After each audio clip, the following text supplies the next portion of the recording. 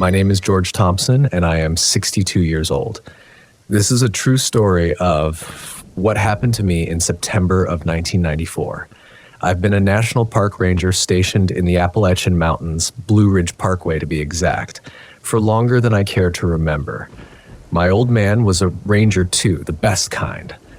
I kind of grew up in these forests, learning their secrets, respecting their power, but nothing in all my years could have prepared me for what I encountered that fall.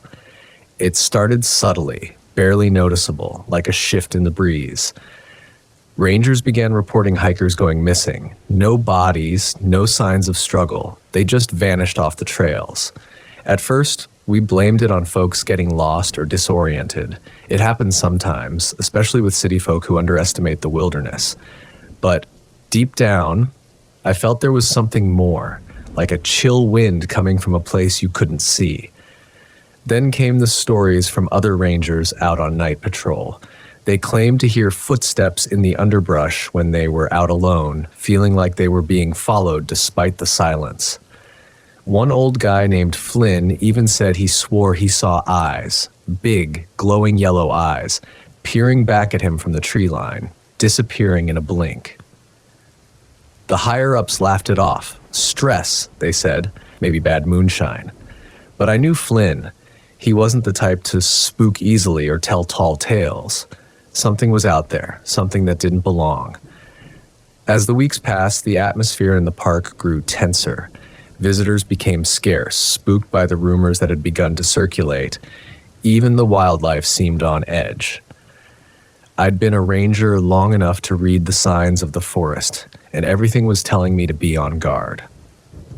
One evening in late September, I was closing up a section of the parkway when I stumbled on it myself, the cause of all the unsettling stories. Deep in the woods, off a little used maintenance trail, I found a clearing, and in the center of it, bones, piles of them, gnawed and cracked. At first glance, it looked like the remains of deer, maybe a bear. But as I got closer, my blood ran cold. Mixed in were bones too big, too oddly shaped to be just animals. And scattered amongst the animal remains, torn bits of clothing, a mangled backpack. My heart pounded in my chest. This wasn't natural, not normal at all. I'd seen plenty of predator kills in my time, but nothing like this. The sheer volume of bones, the way they were arranged, it was almost ritualistic. Right then, my radio crackled with Flynn's voice, panicked. He said he was out on the trail, said he saw it, the thing with those eyes. Then the audio cut out, leaving nothing but static. I ran. Every instinct told me to go back, get help, but Flynn had been like family to me, and my gut said he was in trouble. Night was falling fast as I followed the trail towards the spot he'd radioed in from. The forest was unnaturally quiet. No chirping of insects, no rustling of small animals. It was as if the entire woods were holding their breath. As I reached the edge of the woods, peering into an overgrown meadow, I saw it. In the waning light, it stood there, the creature. I couldn't make out all the details, but the sheer scale of it was enough to make my knees wobble. It was close to 10 feet tall, covered in matted fur that shimmered silver in the moonlight. Its arms were like tree trunks, its hands tipped with claws that ripped into the earth. And the head, that was the worst. A mix of wolf and man, twisted and wrong, with yellow eyes blazing like hellfire. For a heartbeat, we just stood there, frozen. Then it let out a roar that echoed through the mountains, the raw sound of fury and hunger. Flynn cried out from somewhere in the meadow, his voice filled with pain and terror. That snapped me into action. I charged forward, yelling, trying to draw the creature away. It turned, and in the dim light, its teeth flashed in a grotesque grin. I heard Flynn scream again, and the sound cut off abruptly. The creature turned back toward me. For a second, I thought about running, but Flynn was out there, maybe even still alive. And that creature wasn't going to let me go without a fight. My heart was a drumbeat in my ears as I raised my rifle. It was more of an act of defiance than an actual strategy. I hadn't even reloaded since firing warning shots at a mama bear a few weeks back. This thing, bullets wouldn't even slow it down. Yet I aimed. The creature stalked closer, its eyes fixated on me. I squeezed the trigger. The shot echoed, useless. It roared and lunged. I braced myself for impact, closing my eyes and waiting for the end. But then, silence. My eyes flew open. The creature had stopped just feet in front of me, its massive form frozen in mid-pounce. Confused, I scrambled back, then noticed what had stopped it in its tracks. A flickering headlamp was bobbing through the trees, then a voice, gruff and familiar. "Don't move. That thing hates light." It was Old Man Flynn, battered and bleeding, but miraculously alive. He dragged himself into view, one hand clutching the headlamp, the other an old, heavy-duty flashlight. As he got closer, the creature hissed and retreated. We barely made it out alive that night. Flynn and I used the light to force the creature back, eventually reaching a fire lookout tower where I used flares to drive it away. The next day, the search team found massive footprints and the clearing of bones. The official report blamed a rogue bear, but Flynn and I knew the truth. We got transferred, both of us. I moved on, took a desk job, but sometimes, even now, in the dead quiet of my office, I swear I can smell the damp, mossy scent of the forest, hear the distant roar, and feel those burning yellow eyes watching me. If you're ever hiking in the Blue Ridge Mountains and feel a chill wind, hear those footsteps when there's nothing there. Run. Because in those ancient forests, there are things that defy explanation. And sometimes they remind us just how small and vulnerable we really are. So next time you're out in the wilderness enjoying the beauty of nature, remember my story. Keep your wits about you, your flashlight close, and maybe, just maybe, you'll make it out alive if you ever encounter the creature that haunts the Appalachians. My name is Charles Robinson. What I'm about to tell you happened to me in September of 2010, but the memory of it is as fresh as if it were yesterday. I worked as a backcountry ranger in Glacier National Park, Montana. It's about as wild and rugged a place as you can find in the lower 48. I'd seen my share of grizzlies and mountain lions over the years, but those encounters were straightforward, predictable. What I faced back then, there's no guidebook for that. The call came in on a crisp autumn morning. The air had that particular bite to it, hinting at the winter to come. I was in the ranger station going through my usual morning routine, checking weather reports, trail conditions, and any overnight incident logs. The radio crackled to life, breaking the quiet bass. "This is dispatch. We've got a report of a missing hiker near Iceberg Lake. Group of 5, one member unaccounted for since yesterday afternoon. Over." I grabbed the radio. "Dispatch, this is Ranger Robinson. I copy. Any more details?" Over. "Negative, Ranger. Group's pretty shaken up. They're waiting at the Iceberg trailhead. Ranger Hayes is already en route to meet you there. Over." 10-4 dispatch. I'm heading out now. Over and out. I quickly gathered my gear. First aid kit, extra water, emergency rations, and my trusty .30-06 rifle. In bear country, you never leave without it. As I headed out to my truck, I couldn't shake a feeling of unease. Missing hikers weren't uncommon, but something about this call felt different.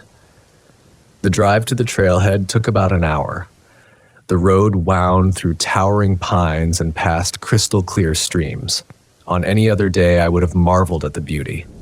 Today, my mind was focused on the task at hand. I pulled into the parking lot and saw Amelia Hayes, my partner for this operation, already talking to a group of visibly distressed hikers.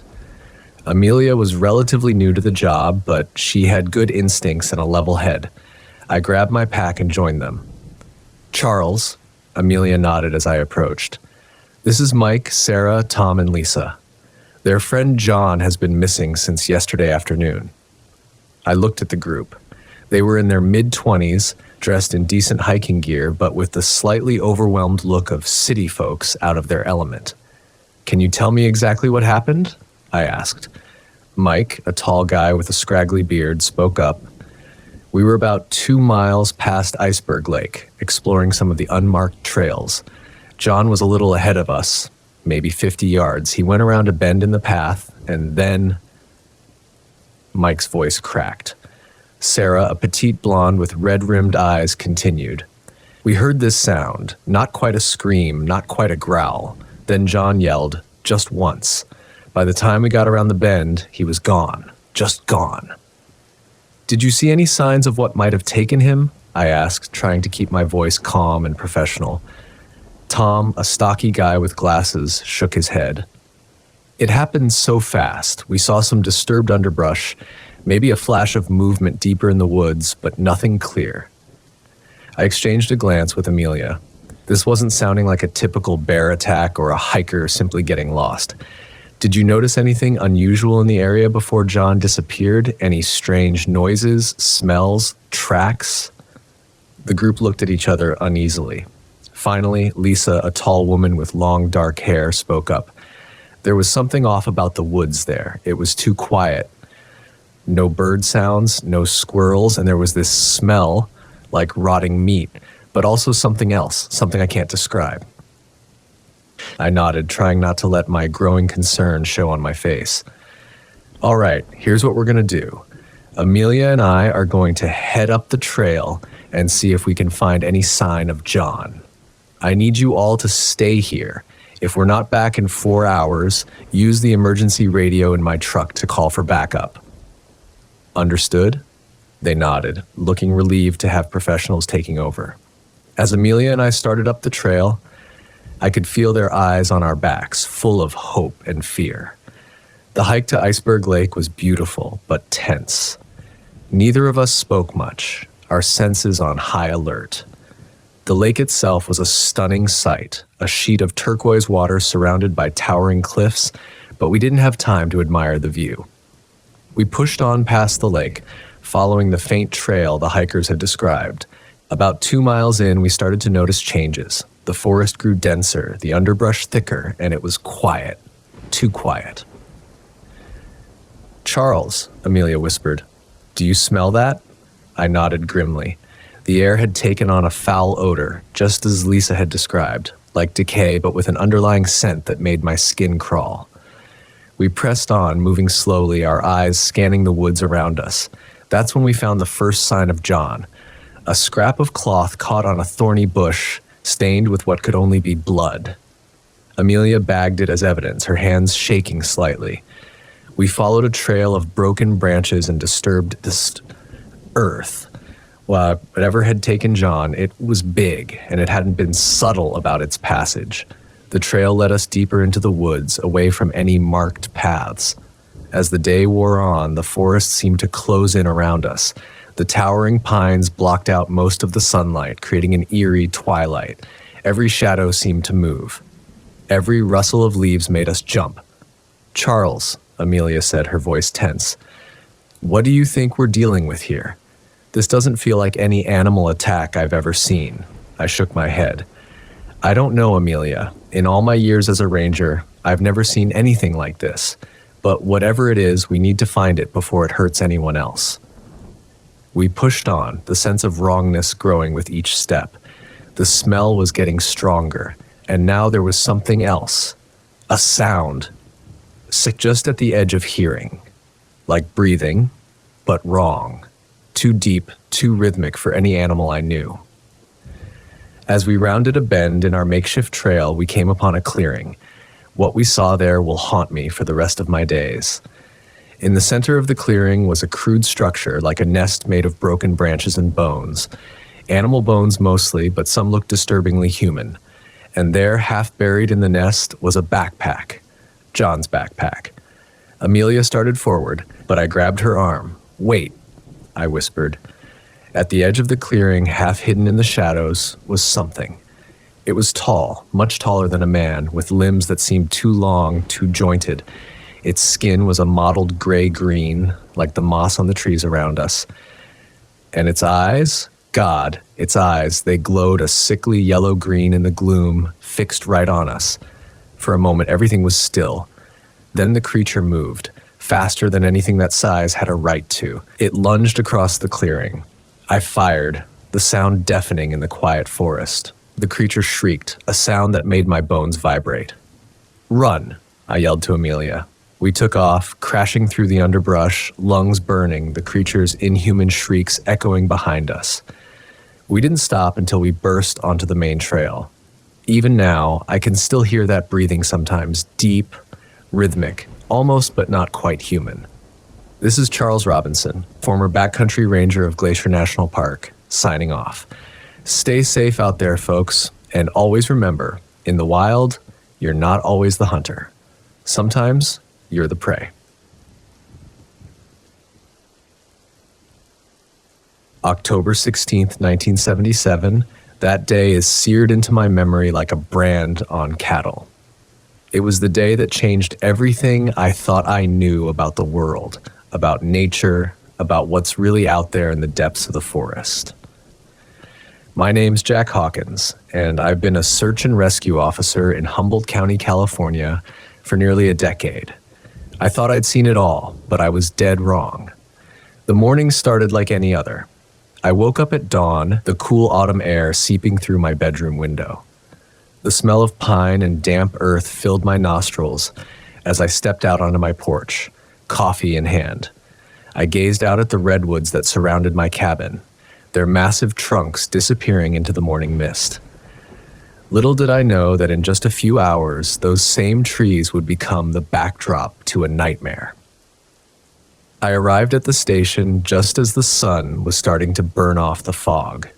Sheriff Tom Landry was already there, his weathered face creased with concern. "Jack," he said, motioning me over. "Got a situation. 2 hikers overdue." I nodded, slipping into work mode. "Details?" Tom handed me a manila folder. Jessica Roth and Lauren Simmons, both 22, recent grads from Humboldt State. They were supposed to be back Sunday night from a long weekend hike. Families called it in yesterday evening when they couldn't reach them. I flipped through the file. Pictures of 2 smiling young women looked back at me. Jessica, a redhead with freckles and a wide grin, and Lauren, darker skinned with curly black hair and glasses. Both looked like typical college kids, full of life and adventure. "Any idea of their planned route?" I asked, already mentally mapping out the most likely trails. Tom spread out a topographic map on his desk. They told their families they were planning to hike the old Redwood Creek Trail. It's not heavily trafficked, but it's not particularly challenging either, mostly used by locals for day hikes. I traced the trail with my finger. It wound through some of the oldest growth in the county, massive redwoods that had stood sentinel for centuries. Beautiful country, but it could turn deadly if you weren't prepared. "All right," I said, straightening up. "I'll head out with a small team. No need for a full search party yet. Probably just got turned around or had some minor equipment failure." Tom nodded, but I could see the worry in his eyes. We both knew that in our line of work, hope for the best but prepare for the worst was more than just a saying. I gathered my gear, backpack with first aid supplies, extra water, high-energy rations, and a handheld radio. I clipped my sidearm to my belt, standard procedure, though I'd rarely had cause to use it on rescue operations. As I was heading out, I bumped into Dave Erickson and Beth Cho, 2 of our most experienced volunteer SAR members. "Hey, Jack," Dave called out. "Heard about the missing hikers? Need an extra set of hands?" I sized them up. Dave was in his mid-30s, stocky and strong from years of working as a logger. Beth, a few years younger, was wiry and quick, with keen eyes that didn't miss much.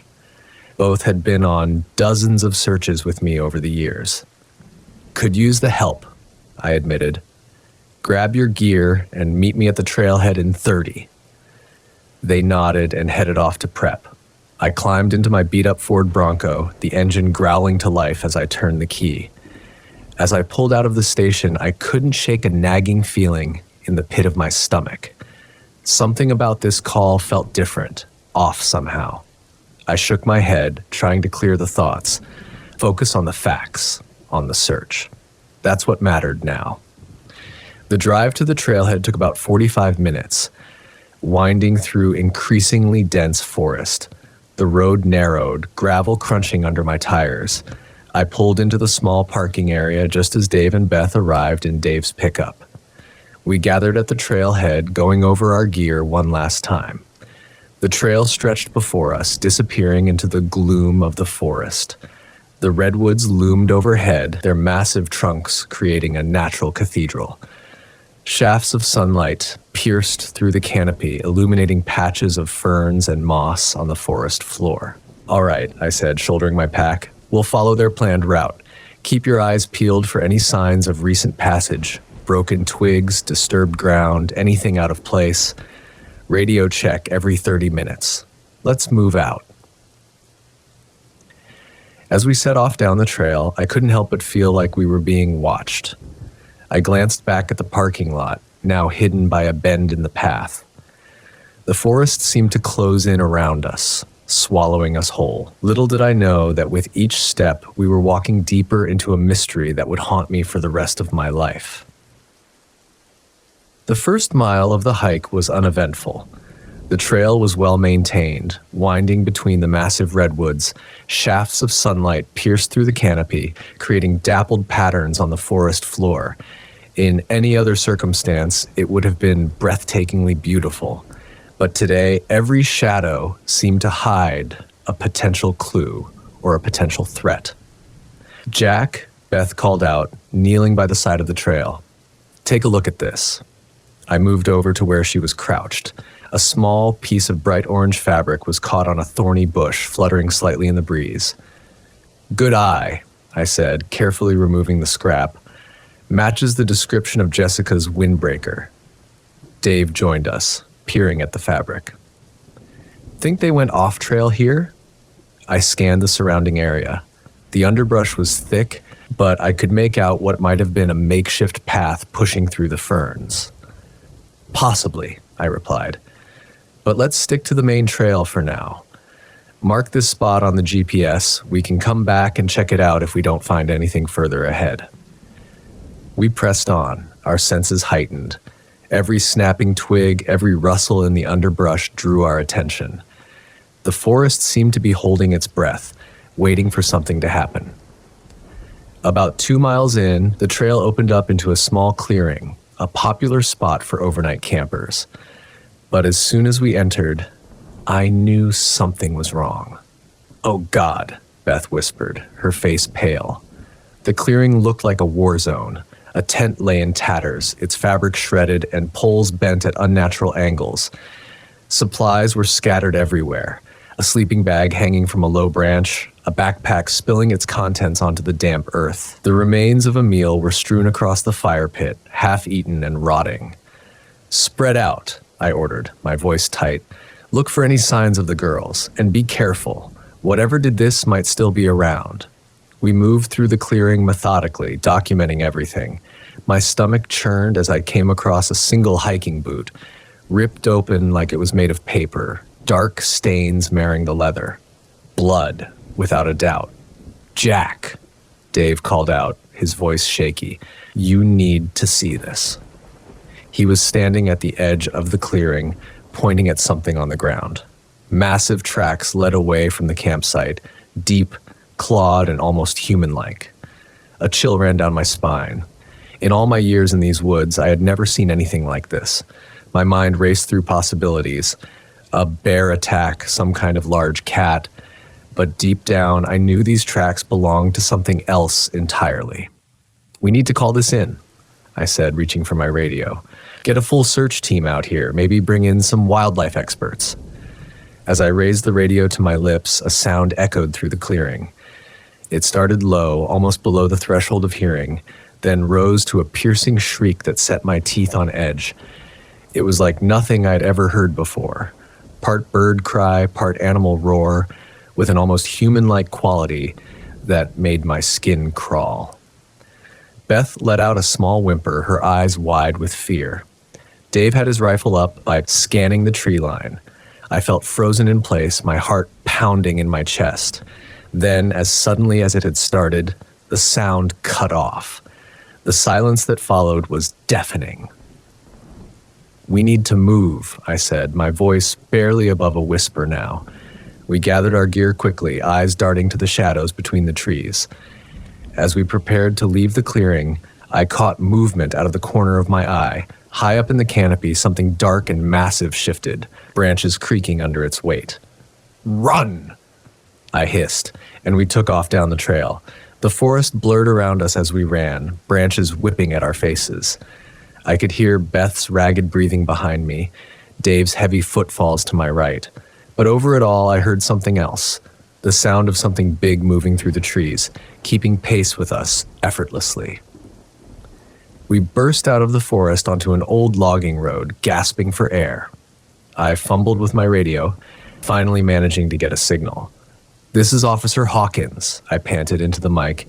"We need immediate backup at the Redwood Creek trailhead. Possible animal attack, 2 hikers missing. Send everything you've got." As I lowered the radio, I caught Dave's eye.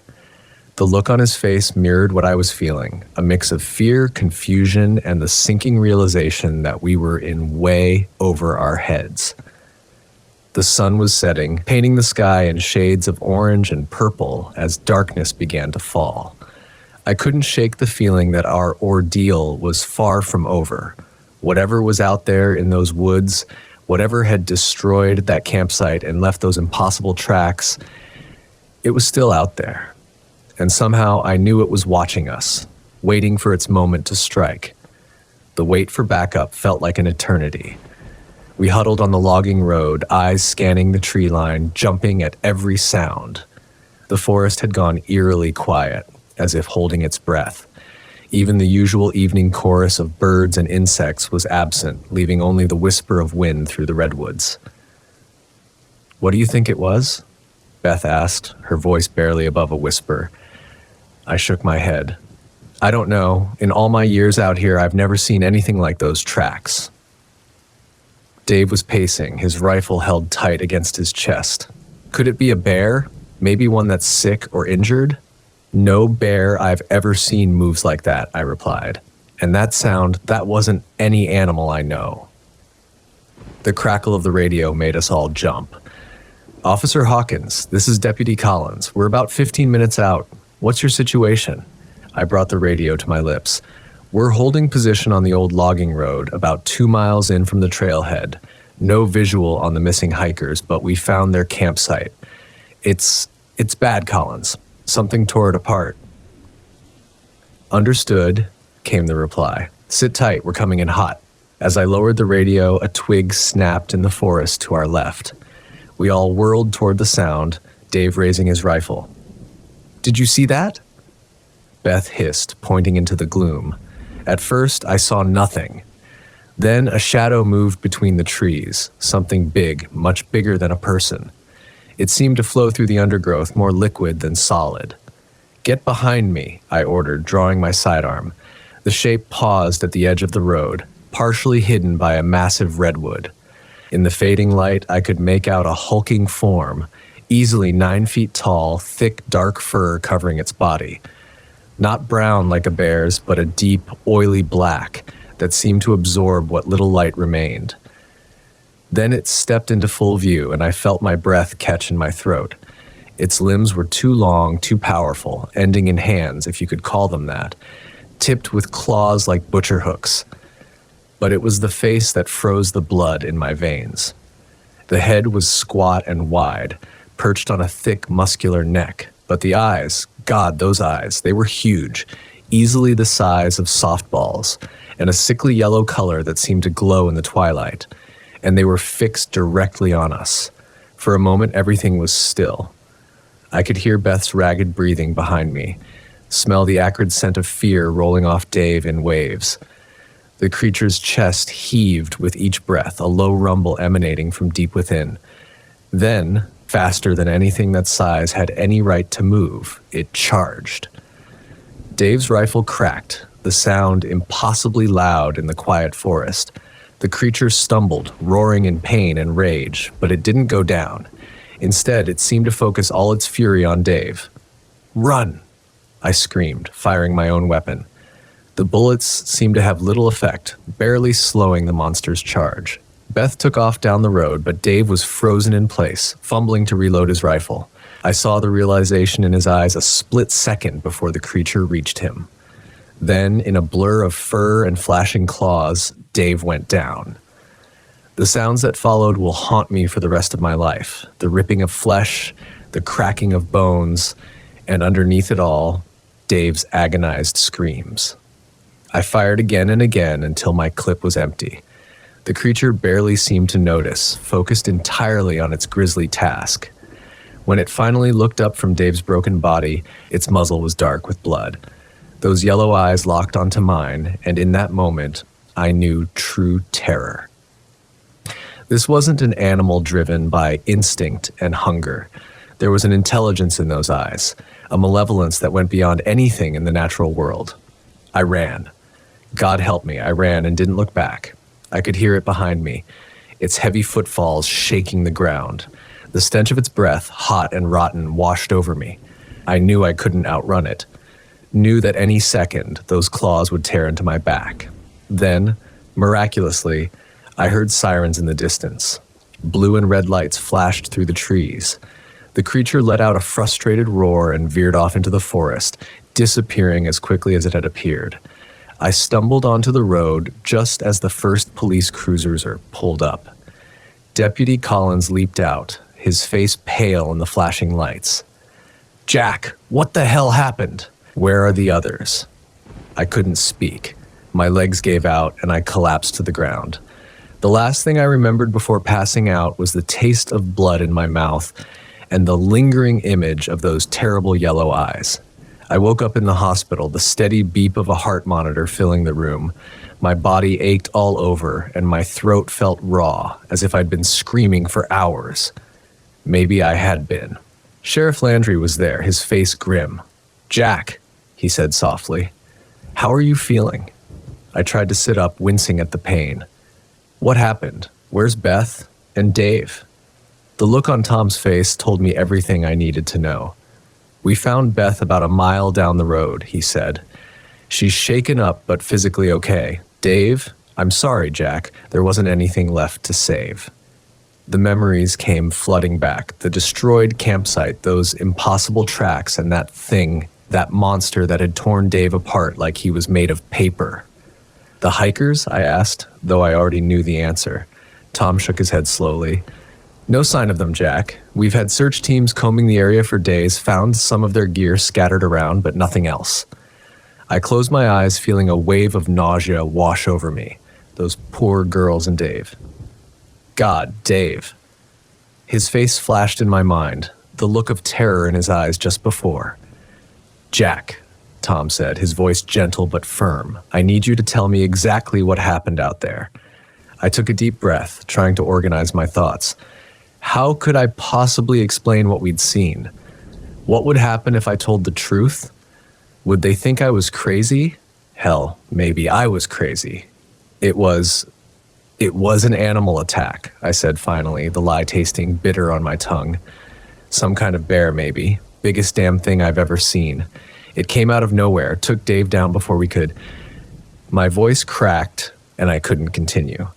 Tom put a hand on my shoulder, his face a mask of sympathy and barely concealed doubt. "All right, Jack," he said. "Get some rest. We'll talk more later." As he left the room, I knew he didn't believe me. How could he? But I also knew I could never tell him the truth. Who would believe that some creature, something that shouldn't exist, was out there in those woods? The next few weeks passed in a blur. I was released from the hospital, but I couldn't bring myself to go back to work. The nightmares came every night. Dave's screams, those yellow eyes, the feeling of being hunted through endless dark forests. Beth came to see me once. We sat on my porch, staring out at the redwoods, not speaking. What was there to say? We both knew what we'd seen, what we'd experienced. But talking about it, acknowledging it out loud, somehow made it more real. "I'm leaving," she said finally, her voice barely above a whisper. "Can't stay here anymore. Can't look at those trees without..." She trailed off, but I understood. Part of me wanted to leave too, to run as far from these woods as I could get. But something held me back, a sense of unfinished business, maybe, or the irrational fear that if I left, that thing might follow. Weeks turned into months. Life in the county slowly returned to normal. The search for the missing hikers was called off, their disappearance joining the long list of unsolved mysteries in these parts. Dave's funeral was a somber affair, his casket closed. The official report listed his death as the result of a bear attack. I eventually went back to work, but things were different. I couldn't shake the feeling of being watched whenever I ventured into the forest. Every shadow held potential danger. Every unexpected sound sent my heart racing. My colleagues noticed the change in me, the newfound jumpiness, the way I'd sometimes trail off mid-sentence, lost in thought. It was almost a year later when it happened again. Another missing hiker, another destroyed campsite. I was first on the scene, and as soon as I saw those familiar tracks in the soft earth, I knew it was back. I stood there, frozen, as my radio crackled with calls for backup. In that moment, I made a decision. I couldn't let what happened to Dave, to those girls, happen to anyone else. I had to end this, one way or another. I unclipped my radio and set it on a nearby stump. Then, with nothing but my sidearm and the clothes on my back, I set off into the deepening gloom of the forest. The trees seemed to close in around me, branches reaching out like grasping fingers. But for the first time in months, I felt a strange sense of calm. As the last rays of sunlight faded, I heard it, that low, rumbling growl that had haunted my dreams for so long. I turned slowly, and there it was. Those yellow eyes gleamed in the darkness, filled with a terrible intelligence. "All right, you bastard," I whispered, raising my gun. "Let's finish this." The creature let out a roar that shook the very ground and charged. In that moment, surrounded by the ancient redwoods that had seen so much over the centuries, I faced my nightmare head-on. What happened next? Well, that's a story for another time. But I will say this. There are things in this world that defy explanation, things that lurk in the shadows of our so-called civilization. And sometimes when the night is dark and the wind whispers through the trees, I swear I can still hear that unearthly howl echoing through the redwoods. So if you ever find yourself in the forests of Humboldt County, stick to the trails. And if you hear something moving in the undergrowth, something too big to be a deer or a bear, run. Run, and don't look back. Because there are some things in this world that man was never meant to face.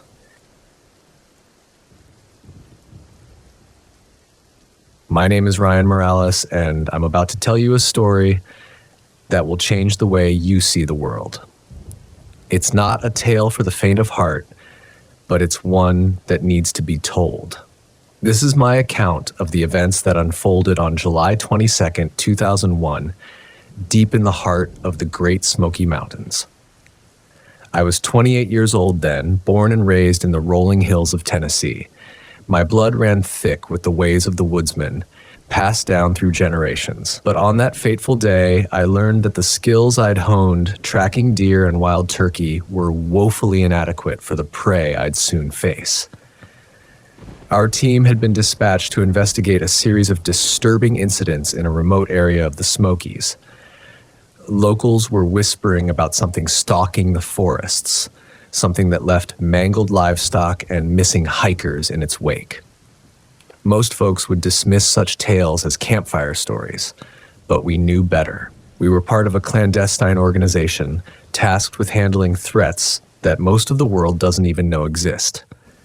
As we loaded our gear into the rugged SUVs, I caught the eye of my partner, Sarah Hayes.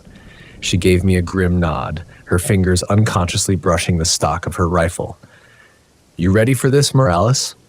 she asked, her voice tight with anticipation. I forced a smile.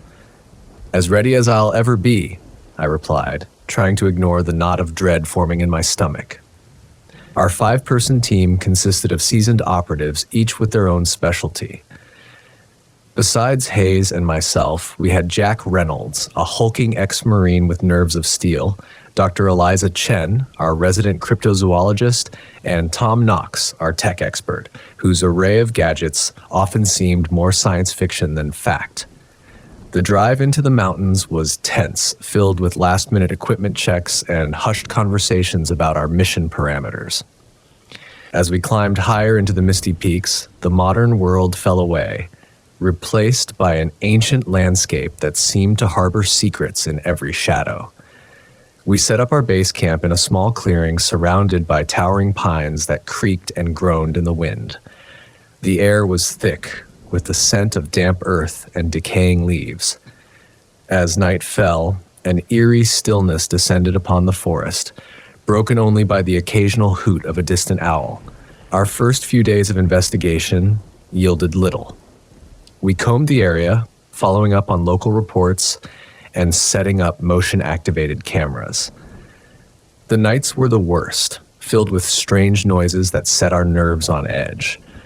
More than once, I caught myself reaching for my weapon, only to realize it was just a deer moving through the underbrush.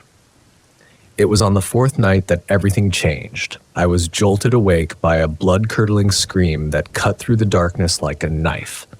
Grabbing my rifle, I burst out of my tent to find chaos erupting around me. Reynolds was gone, his sleeping bag torn to shreds. Knox was frantically trying to get a signal on our satellite phone, while Chen huddled near the dying embers of our fire, her face ashen with fear. Hayes appeared at my side, her eyes wild. "Did you see it?" she hissed, scanning the tree line. I shook my head, my heart pounding so hard I could barely hear myself think. No, but whatever it was, it took Reynolds without a sound. We spent the rest of the night on high alert, backs to each other, weapons at the ready. As dawn broke, we began a desperate search for our missing comrade.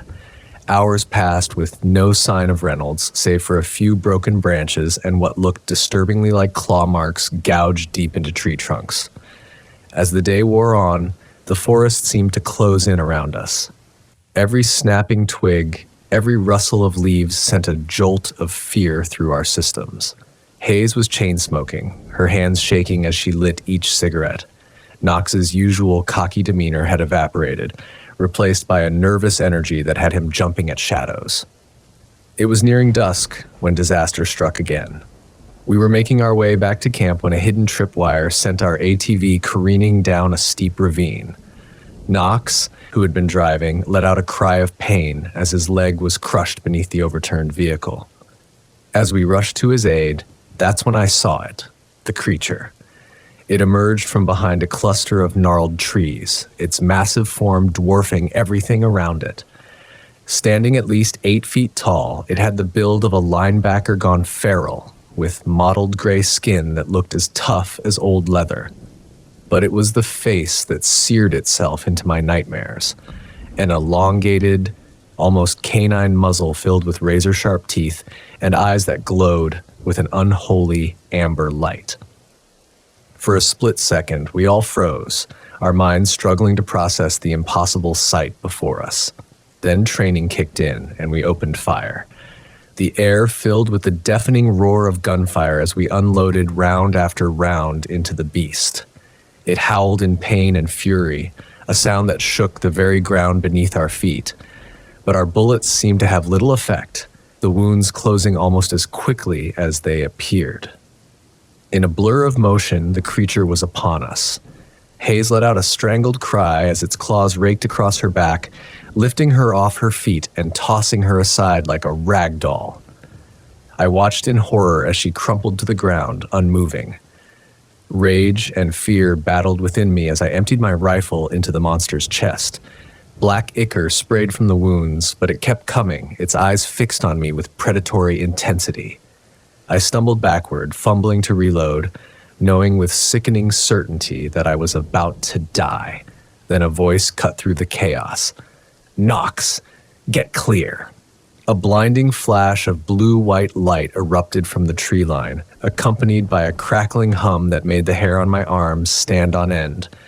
The beam struck the creature squarely in the chest, sending it reeling backward with an ear-splitting shriek. More beams lanced out from the darkness, pinning the beast in place as it thrashed and roared. Figures emerged from the trees, clad in black tactical gear and wielding weapons that looked like something out of a sci-fi movie. The creature made one last desperate lunge before collapsing, its unnatural vitality finally spent.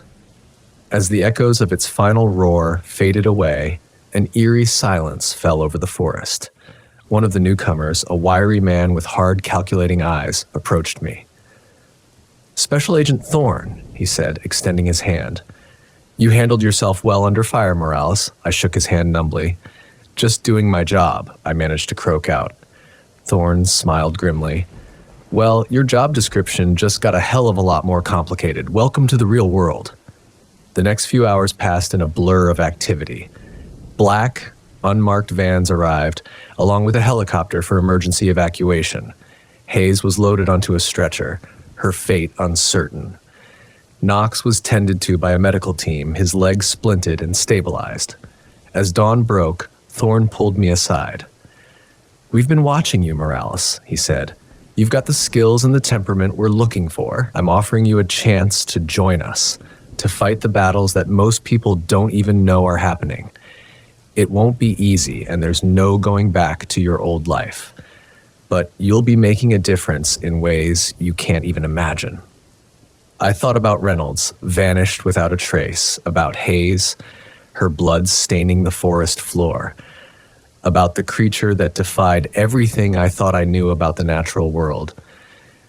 And I realized that I couldn't walk away, couldn't pretend that I hadn't seen what I'd seen. "I'm in," I said, sealing my fate with two simple words. The years that followed were a crash course in a hidden world of nightmares and wonders. I learned about creatures that lurked in the deepest oceans and the highest mountain peaks. I trained with weapons and technology that pushed the boundaries of what I thought possible, and I fought alongside men and women who had dedicated their lives to keeping the rest of the world safe from threats they could never comprehend. But with each mission, each encounter with the impossible, I felt a piece of my old self slipping away, the weight of secrecy, the constant vigilance, the knowledge that each day could be my last. It all took its toll. Now, as I sit here recounting this tale, I can't help but wonder about the price of knowledge. Is ignorance truly bliss? Or is there value in facing the darkness head-on, in standing as a bulwark between the innocent and the horrors that lurk just beyond their perception? I don't have all the answers, but I do know this. As long as there are things that go bump in the night, as long as there are shadows that threaten to engulf the light, I'll be there. Because someone has to stand on that front line. Someone has to fight the battles that history will never record. And maybe, just maybe, that someone is me. Years have passed since that fateful night in the Smoky Mountains, each one filled with encounters that would shatter most people's sanity. I've seen things that defy explanation, faced creatures that shouldn't exist, and lost more friends than I care to count. But I've also saved lives, protected the innocent, and pushed back against the darkness that threatens to engulf our world. One mission in particular stands out in my mind, a hunt that took us to the icy wilderness of Alaska. We had received reports of a massive creature terrorizing remote fishing villages along the coast. Locals spoke of an ancient beast, a serpent-like monstrosity that had been part of their legends for generations. Our team consisted of 5 operatives. Myself, Dr. Chen, who had recovered from her injuries and become one of our top field researchers, a native Alaskan tracker named Akiak, our tech specialist, Miranda Johnson, and a grizzled veteran named Carson, who had seen more action than the rest of us combined. We set up our base camp on the shores of a mist-shrouded lake, the water black and still as glass. The air was thick with tension and the biting cold of the Arctic night.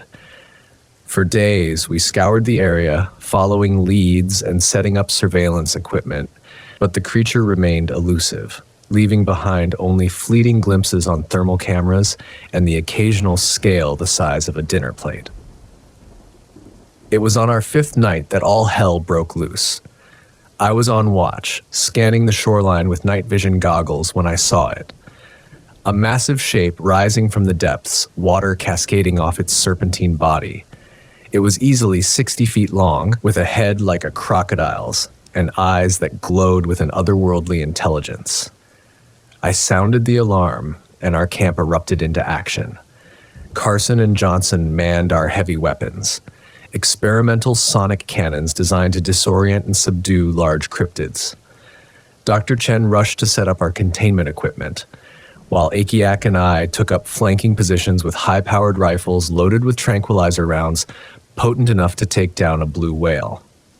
The battle that ensued was like something out of a fever dream.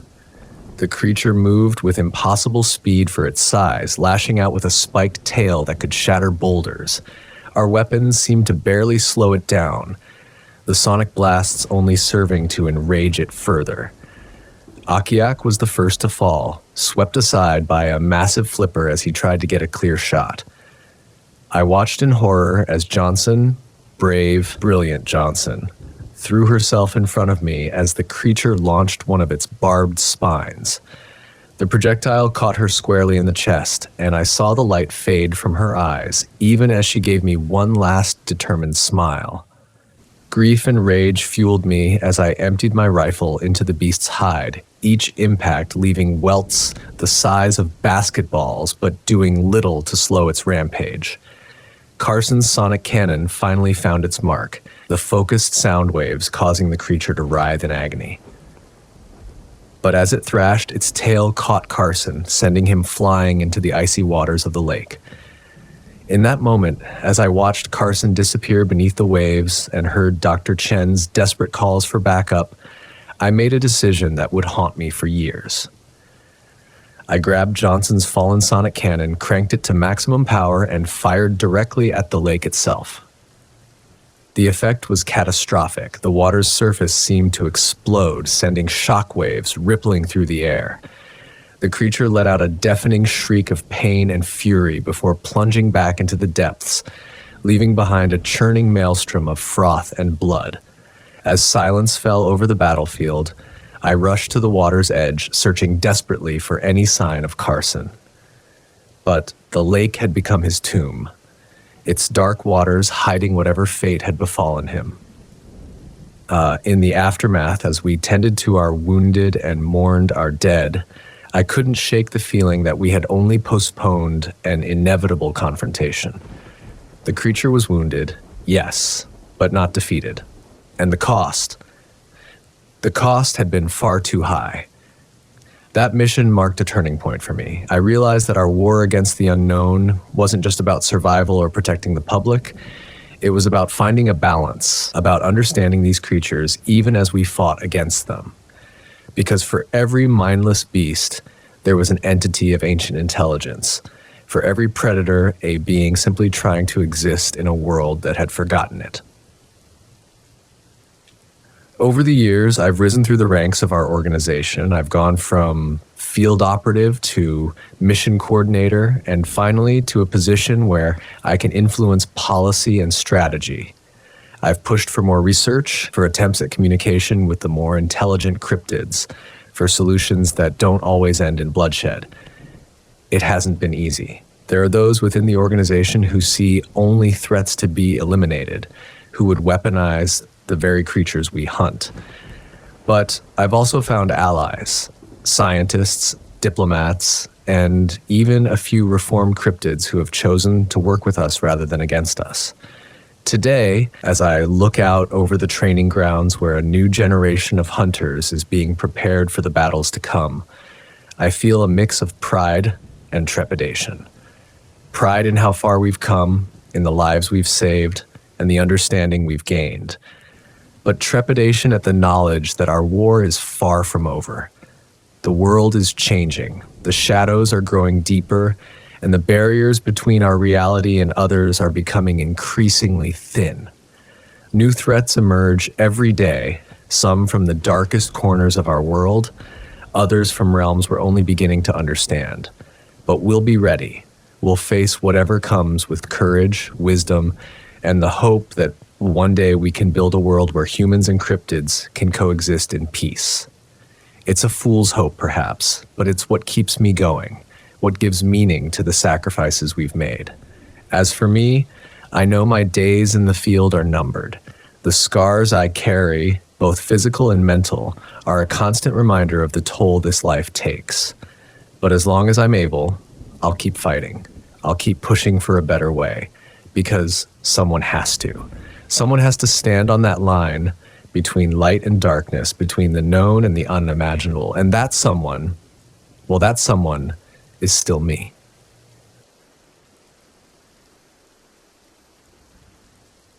The call came in just as I was about to clock out for the day. A kid gone missing in Whispering Pines National Forest. The parents were those new age, free-range types, the kind that let their kids wander off like feral cats. They said their boy Lucas had become obsessed with some abandoned fire lookout tower deep in the woods. Figures. My name's Alex Reeves. I've been with Search and Rescue for the U.S. Forest Service for 15 years now. In that time, I've seen it all.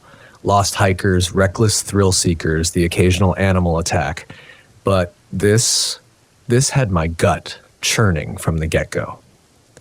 We rolled out just as the sun was dipping below the tree line, painting the sky in shades of orange and purple. My team consisted of 2 other rangers, Sarah Chen, a level-headed veteran with a knack for tracking, and Mike Donovan, an eager rookie with more enthusiasm than experience. The kids' parents met us at the trailhead. Mom, a nervous wreck. Dad, trying to mask his fear with an air of authority. They handed me a picture of Lucas, a scrawny kid about 10 years old, with ears that stuck out like jug handles and a bowl cut that screamed Mom's handiwork. Nothing remarkable about him, and that's what set my teeth on edge.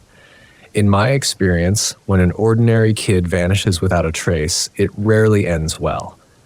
Whispering Pines is old-growth forest, thick with towering redwoods and dense underbrush. As we started up the main trail, the fading light seemed to get swallowed by the canopy above.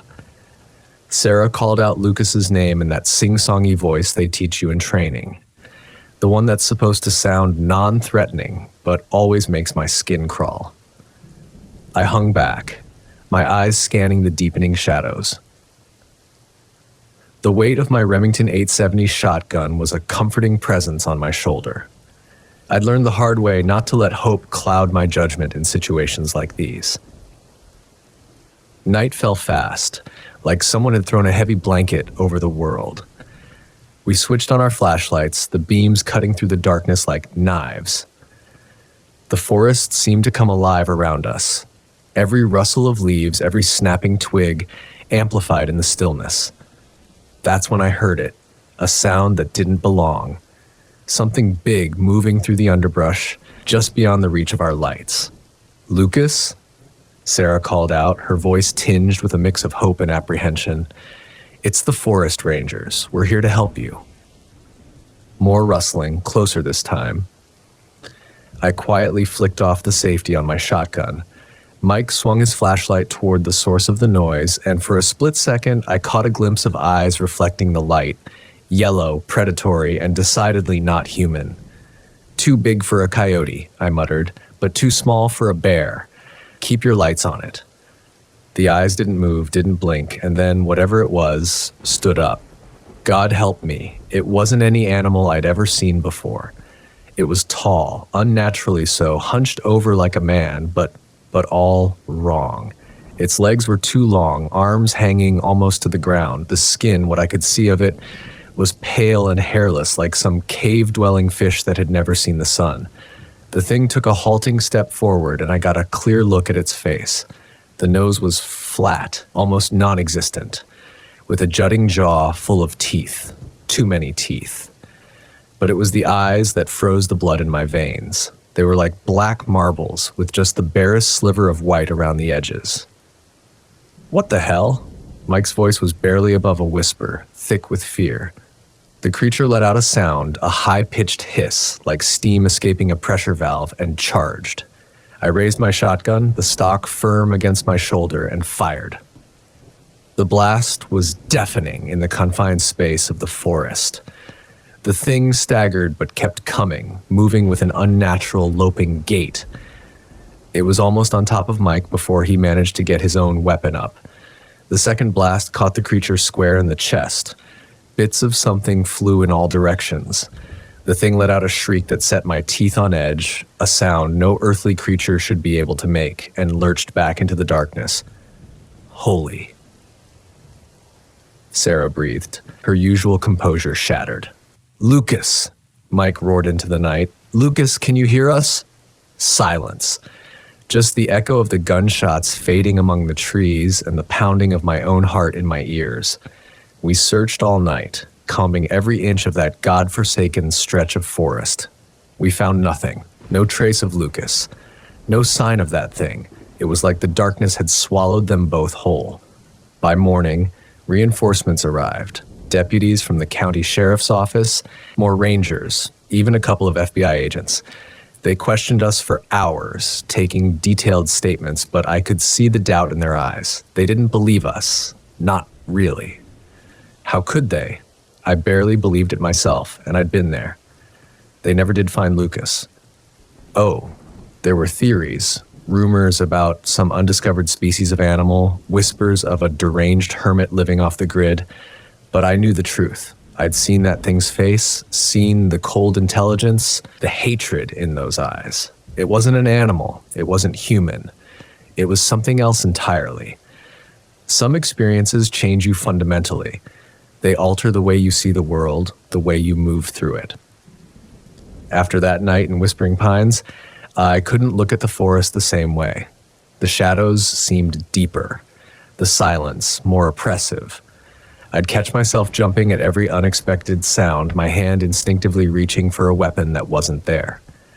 I stuck it out for another year, but my heart wasn't in it anymore. One moonless night, I was driving a lonely stretch of back road when something darted in front of my headlights, a large, hunched figure loping across the asphalt. For one heart-stopping moment, I was back in that forest, face to face with the unthinkable. Then reality reasserted itself. It was just a coyote slinking away into the underbrush, but the damage was done. I pulled over to the side of the road, killed the engine, and sat there in the dark, my hands shaking on the steering wheel. That's when I knew it was time to walk away. I turned in my resignation a week later. Never told anyone the full story. Not my wife, not my therapist. They wouldn't understand. Hell, I'm not sure I understand it myself. But sometimes in the dead of night, I still hear that unearthly shriek echoing in my dreams, and I can't help but wonder, is it still out there hunting, or am I the one who got away? The forest keeps its secrets, and some mysteries are better left unsolved. Or so I thought. 5 years after I left the Forest Service, I was working as a private investigator in the city. It wasn't the same as being out in the wilderness, but it kept food on the table and gave me a sense of purpose. I specialized in missing persons cases. Maybe it was my way of atoning for Lucas, the boy we never found. It was a crisp autumn morning when she walked into my office, mid-40s, well-dressed, with the kind of haunted look in her eyes that I knew all too well. She introduced herself as Emily Thornton. "Mr. Reeves," she said, her voice barely above a whisper, "I need your help. It's about my daughter Abigail. She's gone missing." I felt a familiar knot forming in my stomach. "I'm sorry to hear that, Mrs. Thornton. When and where did this happen?" She hesitated, twisting a tissue in her hands. 3 days ago. We were camping in Whispering Pines National Forest." The world seemed to tilt on its axis. Whispering Pines. The name alone was enough to send a chill down my spine. I must have visibly reacted because Emily leaned forward, her eyes searching my face. "You know something, don't you?" she asked. "Please, I've been to the police, the park rangers. No one will tell me anything. But I saw something out there, something that shouldn't exist."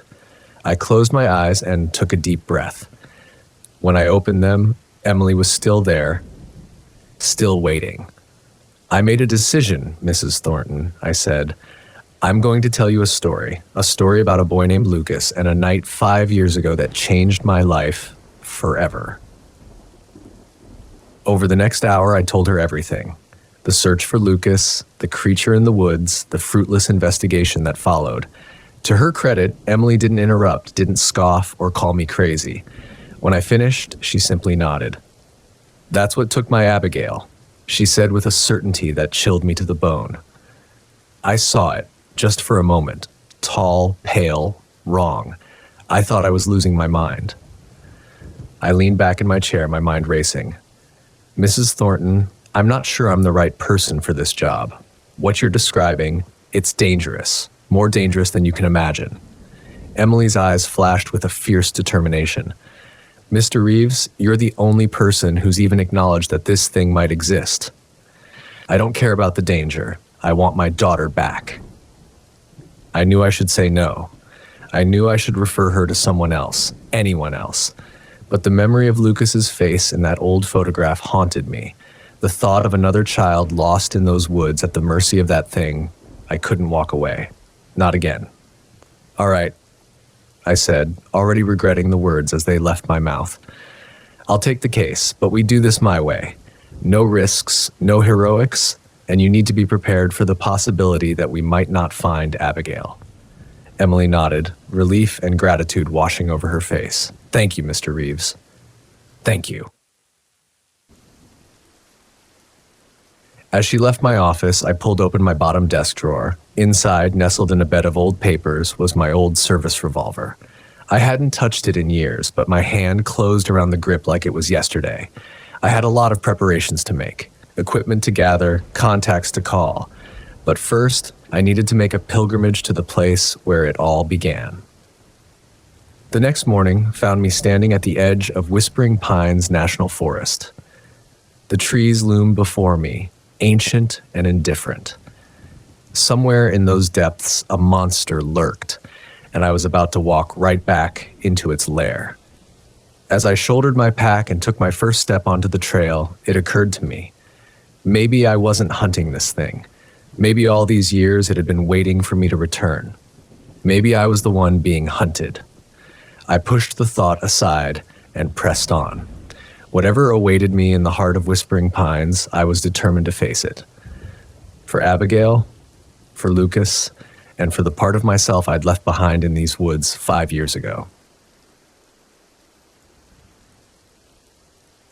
The forest swallowed me whole, and my journey into darkness began. The first few days of the search were uneventful, almost disappointingly so. I retraced the steps from 5 years ago, visited the site where we'd encountered the creature. Nothing. No signs of Abigail, no strange tracks, no eerie feelings of being watched, just the quiet, indifferent forest. Emily had insisted on coming along despite my objections. She was tougher than she looked, keeping up with my pace and never complaining about the long hours or rough conditions. But I could see the toll it was taking on her, the hope in her eyes dimming a little more each day. On the fourth night, as we sat around a small campfire, Emily finally broke her silence. "Tell me about Lucas," she said softly. "The boy from your story. What was he like?" I poked at the fire with a stick, watching the sparks rise into the night sky. I never knew him. Not really. Just a picture in a worried parent's description. But he seemed ordinary, the kind of kid you'd see in any suburban neighborhood, right? His bike or playing video games. Emily nodded, her eyes distant. Abigail's like that too. Smart, but not exceptionally so. Pretty, but not in a way that turns heads. She blends in. Something about the way she said it made me look up. "You think that's significant?" I asked. She shrugged. "I don't know, but I've been thinking, what if that's why they were taken? Because they're forgettable, the kind of children who might slip through the cracks." A chill ran down my spine, and it had nothing to do with the night air. Before I could respond, a twig snapped in the darkness beyond our campfire. Both of us froze, straining our ears. For a long moment, there was nothing but the crackling of the fire and the ambient sounds of the forest at night. Then we heard it, A low, guttural sound somewhere between a growl and that steam hiss I remembered from years ago. I was on my feet in an instant, my revolver in hand. "Get behind me," I hissed to Emily. She complied without a word, her eyes wide with fear, and was that anticipation? The sound came again, closer this time. I swept my flashlight in a wide arc, the beam cutting through the inky blackness between the trees. For a split second, I caught a glimpse of something pale and elongated, darting between two massive trunks. "Hello?" I called out, trying to keep my voice steady. "We're armed. Identify yourself." Silence. Complete and absolute. Even the normal nighttime sounds of the forest had ceased if every living thing was holding its breath. Then from directly behind us came a voice that turned my blood to ice. "Daddy, is that you?" It was a child's voice, high and sweet, but there was something off about it, a hollowness that made my skin crawl. Emily gasped, spinning around. "Abigail?" she cried. "Abby, honey, is that you?" I grabbed her arm before she could run off into the darkness. "Wait," I warned, "something's not right." The voice came again, this time from our left. "Why did you leave me, Mommy? Don't you love me anymore?" Emily struggled against my grip. "Let me go! That's my daughter!" I held firm. "Mrs. Thornton, listen to me. That's not Abigail. Whatever's out there, it's trying to lure us away from the fire, away from safety." As if to prove my point, the voice shifted again, now coming from the right. But this time it had changed, deeper, raspier, with an undercurrent of malice that made my hair stand on end. "Alex Reeves," it growled, "the one who got away. Did you miss me?" I raised my gun, my hands shaking slightly. "Show yourself," I demanded. A low chuckle echoed through the trees, seeming to come from everywhere and nowhere at once. "All in good time, Alex. All in good time. But first, a little game. You have until dawn to find the girl. If you don't..." The voice faded, leaving behind a silence so profound it was almost deafening. "Well, let's just say she'll have some company in the dark." Emily sagged against me, her face pale in the firelight. What was that?" she whispered. I holstered my gun, my mind racing. "That..." Mrs. Thornton was our monster, and it had just changed the rules of the game. As the first hints of pre-dawn light began to creep through the canopy, we frantically searched the area around our campsite. Every shadow, every hollow tree, every dense patch of underbrush was scrutinized. But Abigail, if she was even here, remained frustratingly out of reach. Emily's desperation grew with each passing minute. "We have to find her," she cried, her voice hoarse from hours of calling her daughter's name. It said we only have until dawn. I was about to respond when something caught my eye, a flash of pale fabric among the dark green of the forest floor. I approached cautiously, my heart pounding in my chest. As I pushed aside a cluster of ferns, I revealed a small backpack, dirty and torn, but unmistakably a child's school bag. Emily gasped. "That's Abby's. She had it with her when..." I held up a hand, silencing her. There, in the soft earth next to the backpack, was a footprint, but not a child's print nor an adult human's. This was elongated with strange protrusions where toes should be, and it was fresh. "We're close," I whispered. "Very close. But we need to be careful. This thing is smart, and it's playing with us." As if in response to my words, a high-pitched giggle echoed through the trees, followed by the sound of something large moving quickly through the underbrush. Without thinking, I took off after it, Emily close on my heels. We crashed through the forest, branches whipping at our faces, roots threatening to trip us with every step. The sounds always seemed just ahead, leading us deeper and deeper into uncharted territory. As we ran, the trees began to thin out, and I realized with a start that we were approaching the edge of a cliff. Suddenly, the noises stopped. We skidded to a halt at the cliff's edge, panting heavily. Before us stretched a vast canyon, its far side obscured by tendrils of mist in the early morning light. And there, perched precariously on a narrow ledge about 20 feet below us, was a small figure. "Abigail!" Emily screamed, lurching forward. I grabbed her just in time, pulling her back from the edge. The figure turned and I felt my blood run cold. It looked like Abigail, same size, same long dark hair, but something was off. Its movements were too fluid, too precise, and its eyes were solid black, reflecting the growing dawn like polished obsidian. "Well done," it said in a voice that was an unsettling mix of child, adult, human, and something else. "You found me, but the question is, what are you willing to do to save her?" As it spoke, the thing's form seemed to ripple and shift. One moment it was Abigail. The next, it was the pale, elongated creature I remembered from 5 years ago. Back and forth, it flickered as if it couldn't decide which form to settle on. "Where is my daughter?" Emily demanded, her voice shaking with a mixture of fear and rage. The creature tilted its head, an eerily human gesture. "Closer than you think and farther than you can imagine. She's in the in-between, just like all the others. Lucas says hello, by the way." I felt like I'd been punched in the gut. "Lucas, he's alive?" A sound that might have been a laugh escaped the creature's lipless mouth. Alive. Dead. Such limited concepts you humans have.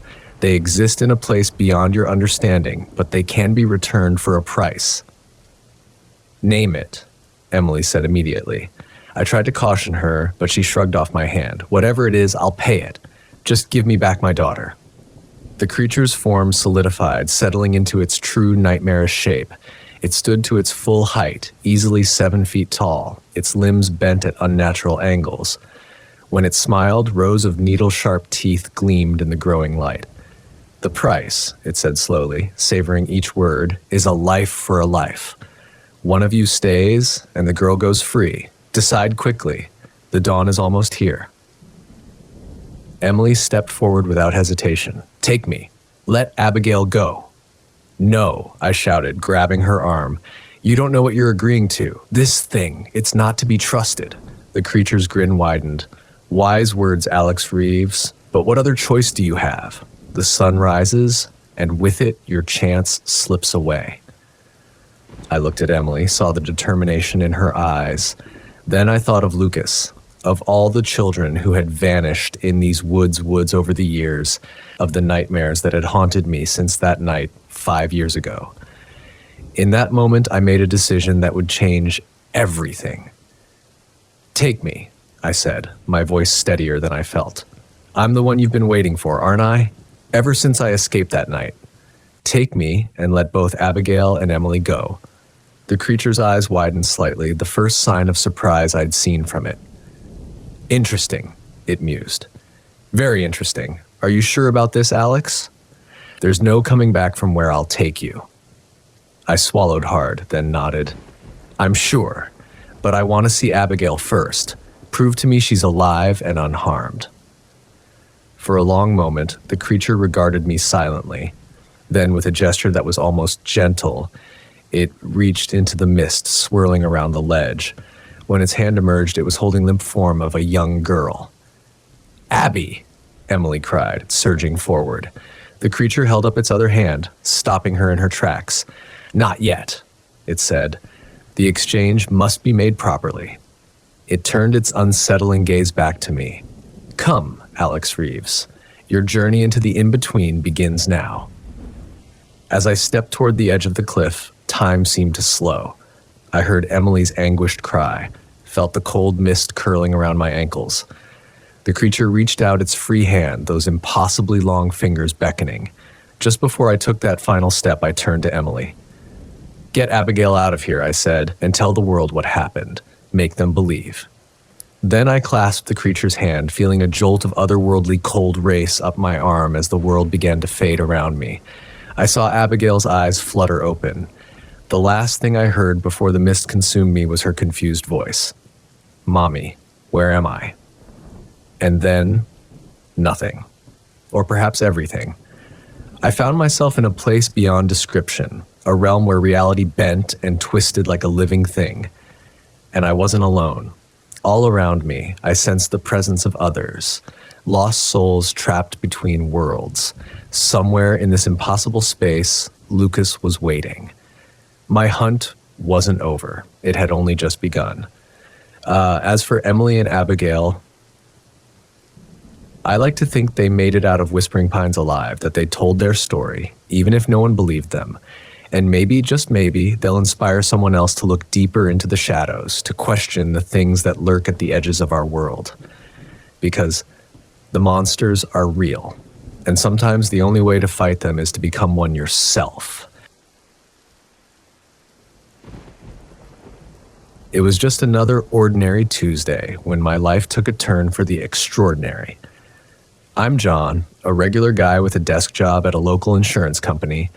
Nothing special, nothing out of the ordinary. At least, that's what I thought until that fateful night in the swamp. I remember it like it was yesterday. The clock had just struck 9 p.m., and I was packing up my things at the office, ready to head home after a long day of crunching numbers and dealing with clients. As I walked to my beat-up Ford pickup in the parking lot, I weighed my options for the drive home.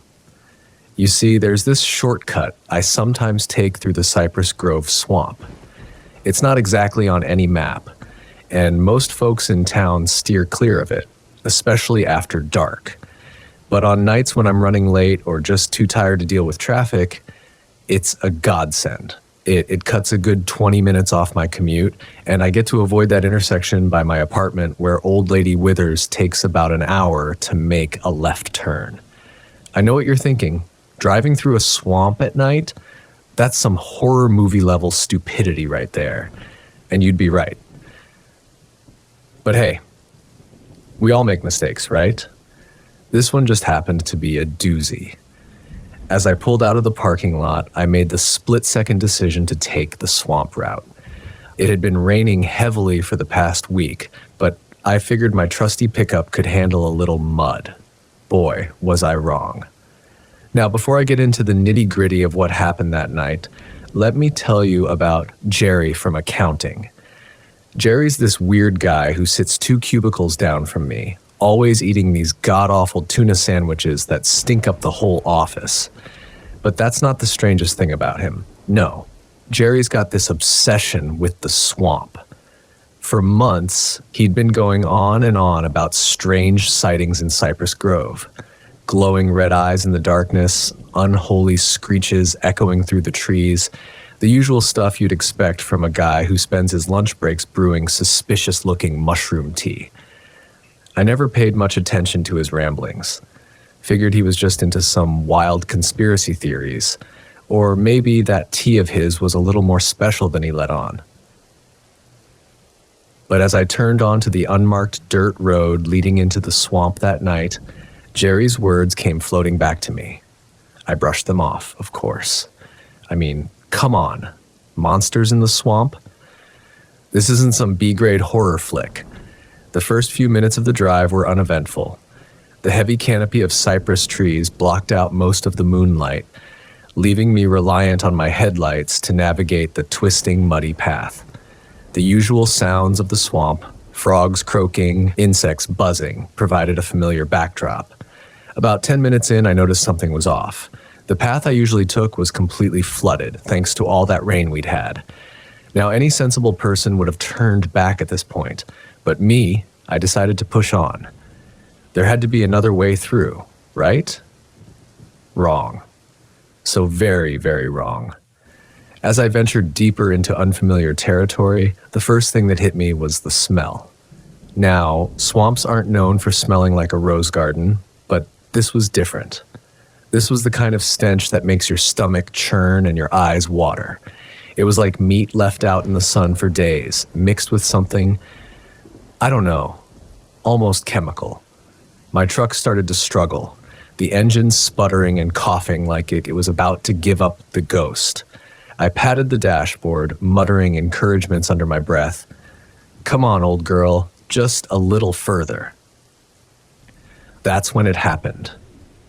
My headlights flickered once, twice, and then died completely, plunging me into total darkness.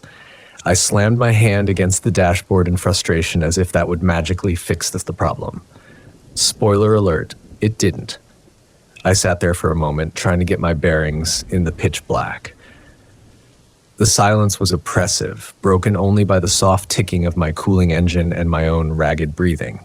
Then I heard it, a low, rumbling growl right outside my window. Have you ever felt true primal fear? The kind that turns your blood to ice and makes your heart feel like it's trying to punch its way out of your chest? That's what I felt in that moment. I froze, not daring to move a muscle. My mind raced, trying to rationalize what I'd heard. It had to be a feral hog, right? We've got plenty of those in these parts, but deep down, I knew. I knew that no hog I'd ever encountered made a sound like that. The growling intensified, and suddenly something slammed against the driver's side door. The impact was so strong it rocked the entire truck. I couldn't help it. I let out a yelp. My hands fumbled for the door lock, but my fingers were shaking so badly I could barely grip the handle. Another slam against the truck, this time accompanied by the sound of metal groaning under immense pressure. Whatever was out there, it was big and strong, very strong. I groped blindly for my phone, thinking I could use it as a light source or maybe even call for help. But when I finally found it and pressed the power button, nothing happened. The screen flickered feebly for a second, then died. Perfect. Just perfect. The next sound I heard nearly made my heart stop. It was the slow, deliberate scraping of claws against metal. The creature, because at this point, I was certain it wasn't any animal I was familiar with, was dragging its claws along the side of my truck. I squinted into the darkness, trying to make out any details of what was attacking me. For a brief moment, I caught a glimpse of a massive silhouette hunched over my hood. It was enormous, easily dwarfing my pickup in the feeble moonlight that managed to filter through the trees. I could just barely make out leathery skin stretched tight over an oddly shaped frame, a hunched back, and long, gangly limbs that ended in what looked like massive claws. Suddenly, the creature whipped around, and for a split second, I swear I saw a pair of eyes glowing red in the darkness. They were like smoldering embers, burning with an otherworldly intensity that sent a fresh wave of terror coursing through me. But they vanished as quickly as they had appeared, leaving me to doubt what I had just witnessed. That moment of doubt was all I needed to kickstart my survival instincts. With a surge of adrenaline, I managed to wrestle the truck door open. I stumbled out, nearly tripping over my own feet in my haste to get away from whatever that thing was. I took off running into the undergrowth, the gnarled branches of cypress trees tearing at my clothes as I pushed through. Behind me, I heard an ear-splitting shriek that sounded like no earthly creature I'd ever encountered. It was followed by the sound of something immense crashing through the trees in pursuit. I ran blindly through the swamp, my lungs burning, my heart pounding so hard I could hear the blood rushing in my ears. Thorns ripped at my skin, and roots seemed to reach up from the ground to trip me. I had no idea where I was going. My only thought was to put as much distance between myself and that creature as possible. In my panic, I didn't notice the sudden dip in the terrain.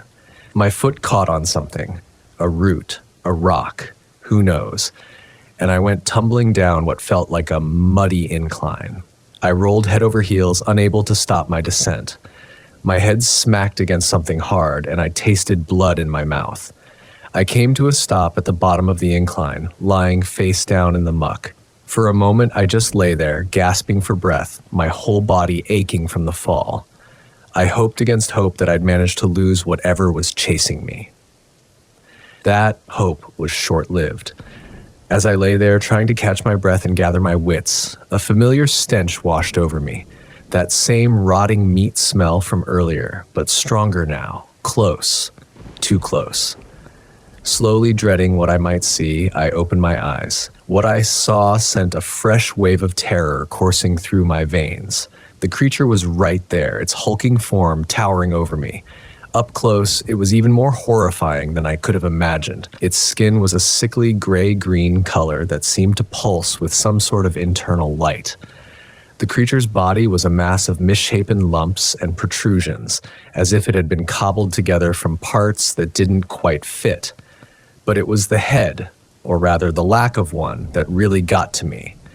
Where a head should have been, there was just a misshapen lump with a gaping maw, lined with rows upon rows of razor-sharp teeth. And those eyes, they were back. Two glowing red orbs that seemed to pierce right through to my soul. For a moment, we just stared at each other, me frozen in terror in this monstrosity from my worst nightmares. Then, with a speed that belied its size, it lunged for me. I let out a scream, raising my arms instinctively in a pathetic attempt to defend myself. I braced for the impact, for the tearing of flesh and the agonizing pain that was sure to follow. The creature's teeth sank into my shoulder, and a blinding pain shot through my body. I cried out, the sound muffled by the thick, fetid air of the swamp. Desperation lent me strength I didn't know I had. I thrashed and kicked, my hands finding purchase on its leathery hide. Somehow, through sheer luck or maybe just survival instinct, I managed to break free. I scrambled away, leaving a trail of blood on the marshy ground. The creature roared in frustration, a sound that shook the trees around us and sent birds scattering into the night sky. It lunged for me again, but this time I was ready. I rolled to the side, narrowly avoiding its deadly claws, but I knew I couldn't keep this up forever. My limbs felt like lead, my body screaming in protest at every movement. I needed a weapon, anything to even the odds. That's when I saw it. A flicker of movement caught my eye, my old fishing rod. I must have dropped it when I fell down the embankment. It wasn't much, but it was better than nothing. Lurching forward, I snatched up the rod, swinging the clunky metal pole like a makeshift weapon. The creature hissed, taken aback by my sudden offensive. I took advantage of its momentary hesitation to scramble up the muddy embankment I'd fallen down earlier. Reaching the top, I whirled around, expecting the creature to be hot on my heels, but for a moment there was nothing. No sound, no movement, only the oppressive silence of the swamp. Then that horrible stench filled my nostrils again, and I knew it was close. Suddenly, it erupted from the undergrowth, scrambling up the bank with surprising agility for something so large. I swung the fishing rod blindly, more out of panic than any real strategy. By some miracle, I managed to score a glancing blow against its monstrous head. The creature bellowed and recoiled, but only for a second. I knew the fishing rod wouldn't hold up for long against this beast. I needed something better, something with more heft to it. My eyes darted around frantically, searching for anything I could use as a weapon. They landed on a thick fallen branch nearby. Adrenaline pumping through my veins, I heaved it up, the weight of it reassuring in my hands. With a scream that was equal parts terror and rage, I charged at the creature, wielding my makeshift spear. I slammed the branch into its shoulder, putting every ounce of strength I had behind the blow. There was a sickening squelch as the pointed end of the branch sank into the creature's flesh, the sound echoing in the night air. The creature shrieked, a high-pitched screech that made my ears ring. It thrashed wildly, trying to dislodge the branch in its frenzy. The branch snapped, sending me stumbling backward. I lost my footing on the slippery ground and went sprawling onto my back. I looked up to see the creature towering over me, wounded, but still very much a threat. A guttural growl built in its throat as it raised a clawed limb, ready to deliver what I was sure would be the killing blow. I closed my eyes, bracing for the end, but instead of the tearing of flesh, I heard something else. A blinding flash erupted behind my closed eyelids, followed by an ear-splitting boom that I recognized as a shotgun blast. My eyes flew open just in time to see the creature recoiling, smoke rising from its hide where the shotgun blast had seared a path. Before I could process what was happening, figures burst from the woods, flashlights cutting through the darkness. "Hold on!" a familiar voice yelled. To my utter disbelief, it was Jerry from accounting.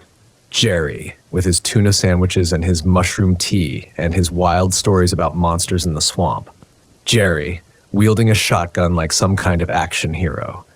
He rushed forward, shotgun raised and ready for another shot.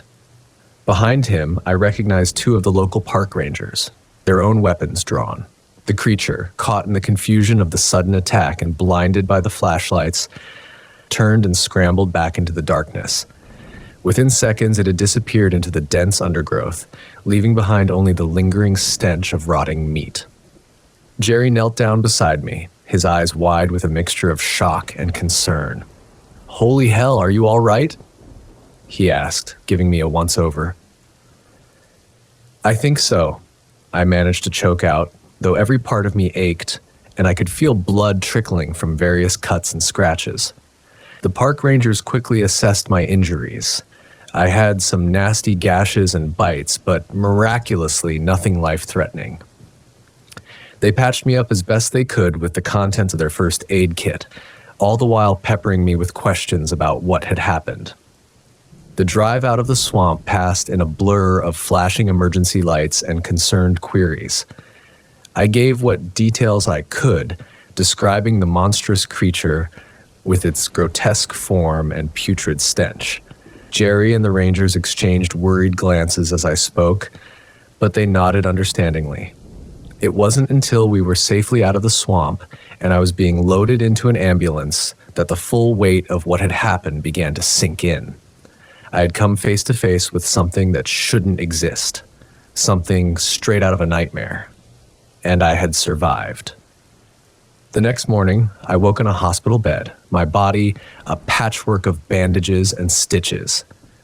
The local news was already running the story, though thankfully they hadn't released my name yet. The headlines were sensational: "Monster in the Swamp" and "Local Man's Terrifying Encounter with Unknown Creature." By midday, news crews had descended on Cypress Grove Swamp like vultures on a carcass. Police tape blocked off the area where I had my encounter, and a team of investigators combed the scene for evidence. To everyone's surprise, they found plenty. There were massive footprints in the mud, larger than any bear tracks they'd ever seen. Scraps of coarse, unidentifiable fur were found snagged on thorns, and my poor old fishing rod, bent and mangled almost beyond recognition, stood as a testament to the strength of whatever had attacked. The story quickly became a media sensation. I was interviewed on local news channels and even got a brief spot on some national programs. Skeptics abounded, of course. Many dismissed my story as a hoax or the ravings of a man who'd had too much to drink before driving home. But through it all, there was Jerry, good old Jerry from accounting, with his stinky tuna sandwiches and his wild theories. He became my unofficial spokesperson, defending me at every turn and backing up my story with his own account of that night in the swamp. Together, we made an unlikely but surprisingly effective team. Jerry's knowledge of local folklore and his tireless research efforts proved invaluable as we tried to make sense of what had happened. After countless hours spent scouring old books and records, Jerry stumbled across an obscure reference in a collection of local Native American folklore. It spoke of a swamp-dwelling demon that had plagued the area centuries ago. The description matched what I had seen almost perfectly, right down to the grotesque appearance and otherworldly stink. In the end, despite extensive searches, they never found the creature. It vanished back into the depths of the swamp, becoming yet another cryptic legend added to our area's already rich folklore. The national media eventually lost interest, but locally, the story of the Cypress Grove swamp monster became something of a sensation. As for me, well, my life changed in ways I never could have anticipated. For one, I don't take shortcuts through those woods anymore. No amount of time saved is worth the risk of encountering that thing again. I've become something of a local celebrity, though not always in a good way. Some folks treat me like a hero, while others think I'm just some attention-seeking liar. But the biggest change? My relationship with Jerry. Who would have thought that the guy I once avoided because of his stinky lunches would end up being the person who saved my life? These days were practically inseparable. Those tuna sandwiches, they're not nearly as bad when you're sharing them with a who had your back when nobody else did. Jerry's obsession with the swamp and its mysteries hasn't waned. If anything, it's grown stronger. We spend a lot of our free time researching similar incidents around the world, corresponding with cryptozoologists and folklore experts. Sometimes I wonder if we'll ever truly understand what happened that night. The experience has left its mark on me, both physically and mentally. I still have nightmares about glowing red eyes and the stench of rotting meat. The scars from the creature's attack serve as a constant reminder of how close I came to death, but they've also taught me an important lesson about keeping an open mind. You see, before all this happened, I was the kind of guy who scoffed at ghost stories and rolled my eyes at tales of the unexplained. Now, well, let's just say I'm a lot more willing to listen. Because sometimes the line between myth and reality is a lot thinner than we'd like to believe. So, if you're ever driving through our little town and you hear whispers about the Cypress Grove swamp monster, just remember there might be more truth to those stories than you'd think. And if you see a couple of guys, one with a slight limp and another munching on a tuna sandwich, poring over old books in the local diner, feel free to stop by and say hello. We've always got room for one more believer. As for the creature itself, who knows? Maybe it's still out there, lurking in the murky depths of the swamp. Maybe it was a one-time occurrence, a glimpse into a world beyond our understanding. Or maybe, just maybe, it's waiting for the right moment to reveal itself again. One thing's for certain, though, I'll be ready next time, and you can bet Jerry will be right there beside me, tuna sandwich in one hand and shotgun in the other.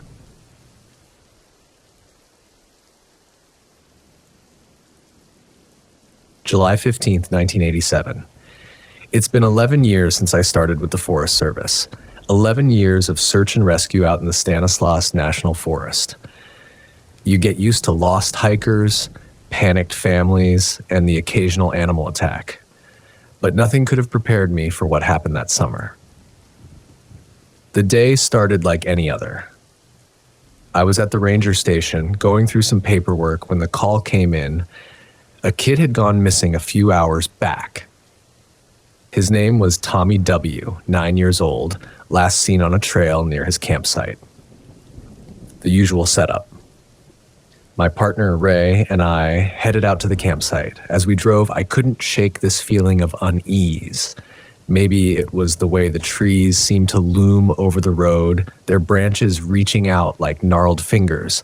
Or maybe it was just the coffee I had that morning not sitting right. We arrived at the campsite just as the sun was starting to dip below the tree line. The first thing that struck me was the silence. Usually in these situations, you've got a bunch of panicked family members, other campers trying to help, but here it was just Tommy's parents standing by their tent, looking shell-shocked. Ray approached them first. "Mr. and Mrs. W?" he asked, his voice gentle. They nodded, and that's when I noticed something off about Mr. W.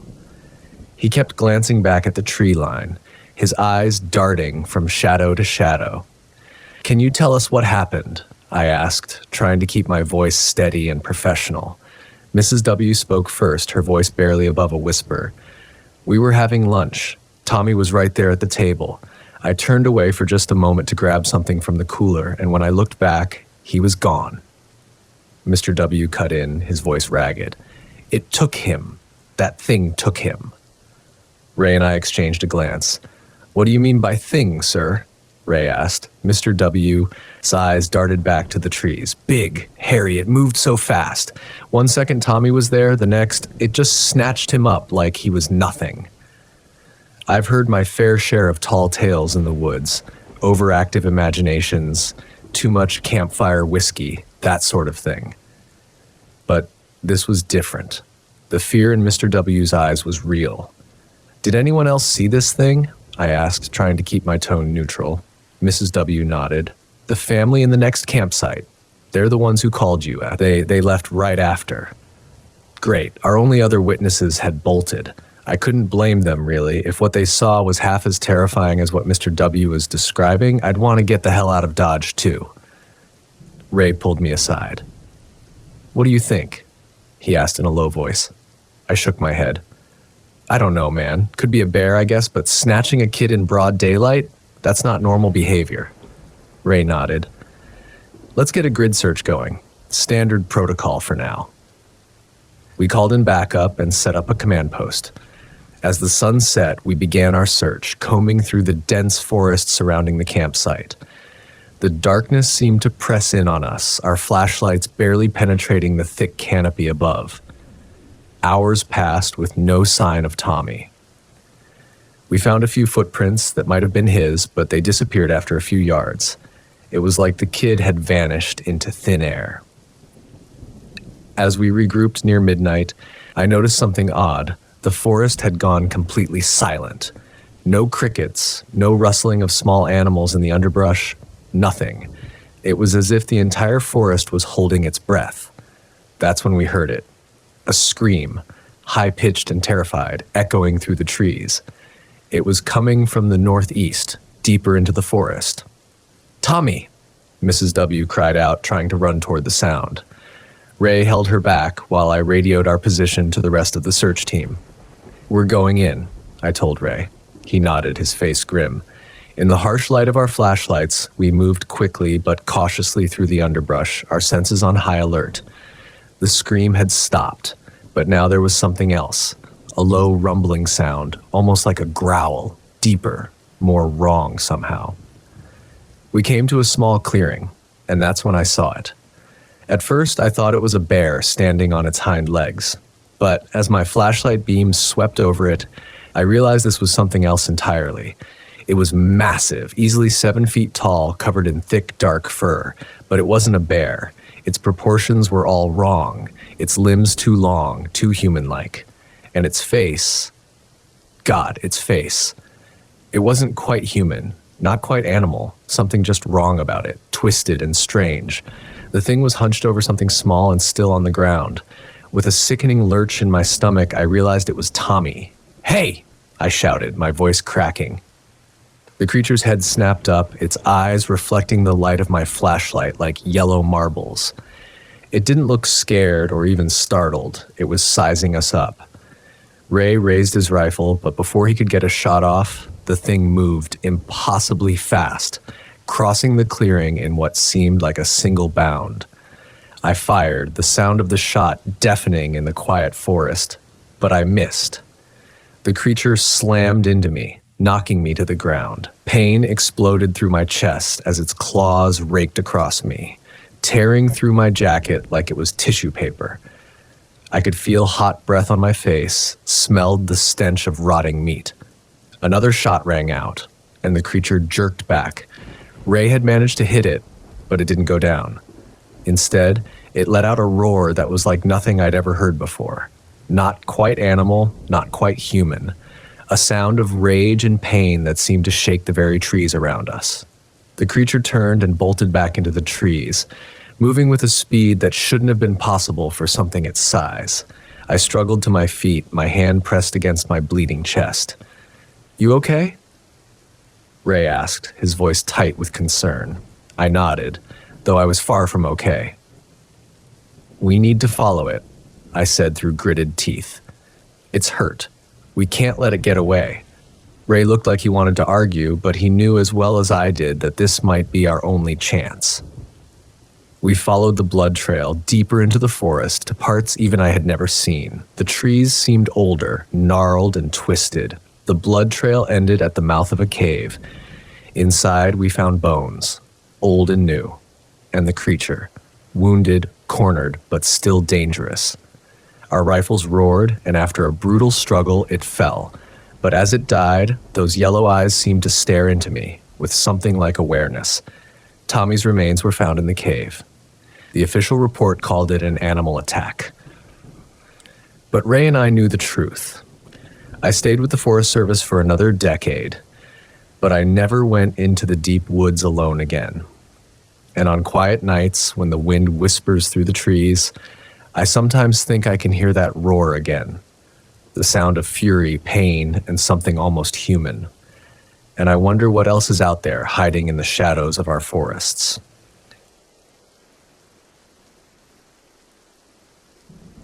The year was 2008, and I was working the night shift as a security guard at a remote research station in the Cascade Mountains of Washington State. It was the kind of place you'd see in sci-fi movies, but instead of hunting aliens, these scientists were studying climate change and environmental phenomena. My name's Henry Littlebear. I grew up on the Yakima Reservation and did a few tours in the Marines before drifting into security work when I got out. The pay was decent, and I figured keeping tabs on a bunch of scientists couldn't be that difficult. Evenings were mostly quiet, checking security cameras, walking the perimeter, that sort of thing. The only excitement I ever got was when the odd critter triggered a motion sensor. One crisp October night, things started to get weird. I was doing my rounds when I noticed one of the outbuildings, a storage shed used for old gear, was unlocked. Strange. I was sure I'd locked it just an hour before. Maybe one of the scientists had needed something and forgot to shut it. I shrugged, pulled out my flashlight, and cautiously approached the shed. Inside, it was a mess. Shelves were overturned like somebody had gone through it in a hurry. Frowning, I stepped over the debris to get a closer look. That's when I saw the blood, a whole lot of it. Splashes on the floor, streaks leading out the other door. My heart started to pound. Something wasn't right here. I radioed to the main facility, my voice tight. Something's happened at Storage Shed 3. There might have been an accident. They patched me through to the head of security, who sounded less than pleased to be woken up. He told me to wait for backup and not to touch anything. Great, like that was comforting.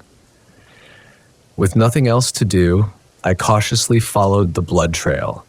It led out into the woods, away from the facility. I figured this was now a job for the police, but something kept me going.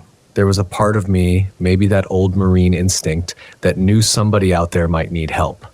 The deeper I got into the woods, the darker it became.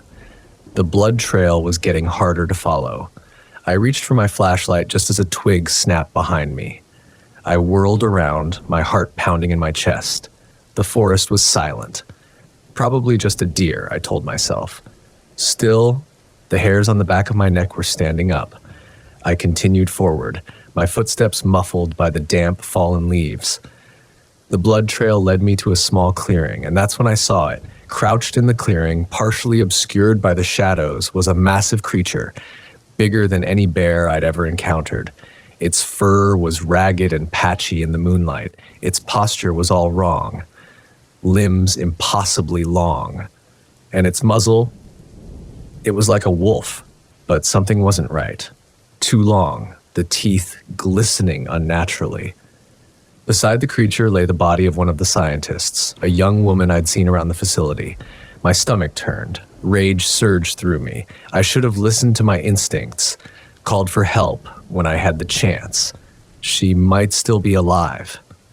The creature was hunched over its prey, tearing into the body. I swallowed back the fear and raised my sidearm. I had never had to shoot at anything other than paper targets before, but it was either this creature or me. My first shot echoed through the trees, hitting the creature in the shoulder. It roared, a blood-curdling sound that sent shivers down my spine. The creature reared up, taller than me, and then charged. I fired again and again, the recoil jolting my arm. The creature stumbled, but kept coming. Terror flooded through me. I was out of ammo.